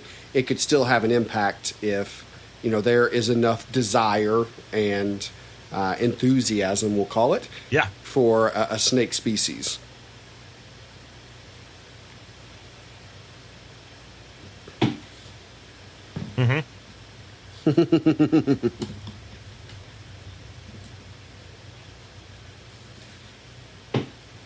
Yep. There we go. Yep. Yeah. So, yeah, I think about this stuff all the time. So I was thrilled to death to hear that Kevin wanted to discuss it, because this is where my professional world and my private world come smashing together. And I do it all the time with crayfish, but I don't ever really get to do it with the herp. Now, once we get our building built, we'll be doing it with turtles, but I would love to do it with snakes. And I mentioned Kirtland eye a bunch. I've got my eyes on Kirtland eye, because the other thing that's neat about that snake is it is a burrowing crayfish obligate species, and it needs the burrows. I might know somebody who shoved his arm down about 10,000 crayfish burrows in his lifetime, and that would be me. So I think we're good. So I think we doing that or Massasauga stuff. But the Massasaugas, I think they have all kinds of champions. The little dirt snake. We it's nailed the a one that needs the species help. that I've been So, looking forward to hearing, an in-depth piece on how All to right. do this. And Yeah. I mean, I love Anything when we else get you want to add to topical that, Kevin? conversations Or like is that this pretty where much we it? can really, deep dive into All right. something that I think a lot of people they think they're familiar with, Yes. Yeah. but aren't fully. You know what I mean? And I think that really helps, when we get some clarity on stuff like this. Mm-hmm.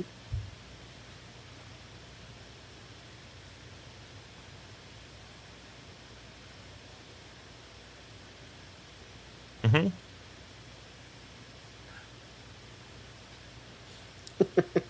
It's been a while. And it absolutely it comes from a wonderful place. And I oftentimes sit back and I'll watch National Geographic, or I'll watch the Discovery Channel. Well, when the Discovery Channel did animal stuff, so that was 2 decades ago. So I don't watch the Discovery Channel. Watch Animal Planet, or on YouTube now. And YouTube's actually got a lot of hot garbage, and we know that. But it also has some pretty decent stuff now because it is actually being created and driven by the boots on the ground conservationists. But what I felt like happened when we had those big networks showing people doing this work, we save the pandas. And I understand they got 45 minutes to do a show. It's just way oversimplified. It's portrayed as we're going to breed these things, we're breeding them in the zoo, we're going to go out to the wild, and we're going to let them go. And then we're going to sit there and sing Kumbaya and go home and pat each other on the back and look what we did. And in reality, that's so far from the frickin' truth. What happened? Like the crayfish, just one more crayfish example. Before I could even talk about breeding them, we had to do this genetic study. The other problem is there's nowhere to put them. So we have to do multi-million-dollar stream restoration projects. Mm-hmm. But then I got hit with, how do you know that stream restoration is not going to kill the crayfish? And I'm like, I know that if we don't do it, it's not going to have anywhere to live. So now we have to prove that by restoring the action of restoring the stream won't kill the species. Wow. That's not going to be on the documentary you're watching on TV. And that process takes 8 freaking years because you got to restore the stream, which means you got to get the money for that. You got to go to the permits for that. Then you got to restore the stream. Then you got to have an effect of the restoration and monitor the whole time. That's an 8-year project. So this takes a while. Is the other thing. 45-minute National Geographic episode. And with people dressed very nicely, which is the other thing that's always made me laugh. Because field biologists are about the crustiest people you'll ever meet when we're actually doing what we do. I literally won't change my clothes. I will go back to the hotel, take the muddy clothes off, put on my sleep outfit, whatever that is, then put the muddy, crusty crap back on and go do another full day in the that's just the way it works. So anyway. All right. Well, good stuff. Thanks, Kevin. This was a fun one. I really enjoyed it. Thanks, guys. I'm honored that you invited me on. Yeah. Well, now that you've truly cornered the market on Rein rat snakes, and you're going to have a couple hundred people probably messaging you. How do people get a hold of you, or do you want? I'm assuming you want people to get a hold of you. I do, except I'm really terrible with social media. I have almost zero social media presence. Okay. Yes. I am on Facebook, but I hardly ever use it. It's Kevin Michael. I did that because I didn't want my real friends to find me. It was strictly for reptile reasons. I don't have Instagram. I don't have anything else. So yeah. I mean, I post everything on either Morph Market or Fauna Classifieds when I have stuff for sale. So yeah, just keep looking out. Usually, Frenata start to become available in the beginning of September. There we go. Okay. If you want to get a hold of me, Dr. Crawdad on Instagram, Zach Loafman on Facebook, and you can also email me, grad students. I'm going to start plugging the snot out of a graduate position that's going to open up next spring. I believe, unless the university changes their mind, which they have a tendency to do, I'm going to have a position that will be working at OCIC with Dr. Bogan and I on captive bred indigo snakes that are being raised for release. So it's actually very timely that I'm introducing that with this one. And I want a snake nerd to get that GA. I want somebody that's really, really into it, and it'll involve living in Florida, doing herp surveys, and taking care of indigo snakes all day. And I literally told my wife, like, where the hell was this stuff when I was looking at grad schools? Because this is my dream. So I will be heavily involved because I just want to do it too. So if you're interested in that, literally just reach out. You don't have to write a formal email. I don't like that. I'm not that guy. Just reach out. So there you go. It's not a trap. Reach out. Clint, where can they find you? Real quick, I want to say I apologize because for the market update, I failed to acknowledge our sponsor, Show Me Reptile Show. I was talking about Mickey and all the work he was doing to bring Colubrid Fest and forgot to mention that. So apologies, Mickey. Please, everybody, Show Me's got a lot of shows out there. Find one near you. You can find me on Facebook, Clint Bartley, or Metazotics. On Instagram, it's Metazotics LLC. You can always email me, metazotics@gmail.com. And please check out what we have available on the website, which is metazotics.com. We do actually have a few animals from Kevin himself that are on there. And as always, if you do get anything there, use coupon code CCRadio at checkout to save 5%. And I'm sorry, because we didn't have our hemipene talk. Oh my gosh, we didn't, did we? So you're going to have to wait till next episode. There we go. We're going to drag this out as long as we can. Cliffhanger. So with that being said, be it morning, afternoon, or evening, or the dead of night, whatever part of your 24-hour activity cycle it is, I hope it's a good one. Later.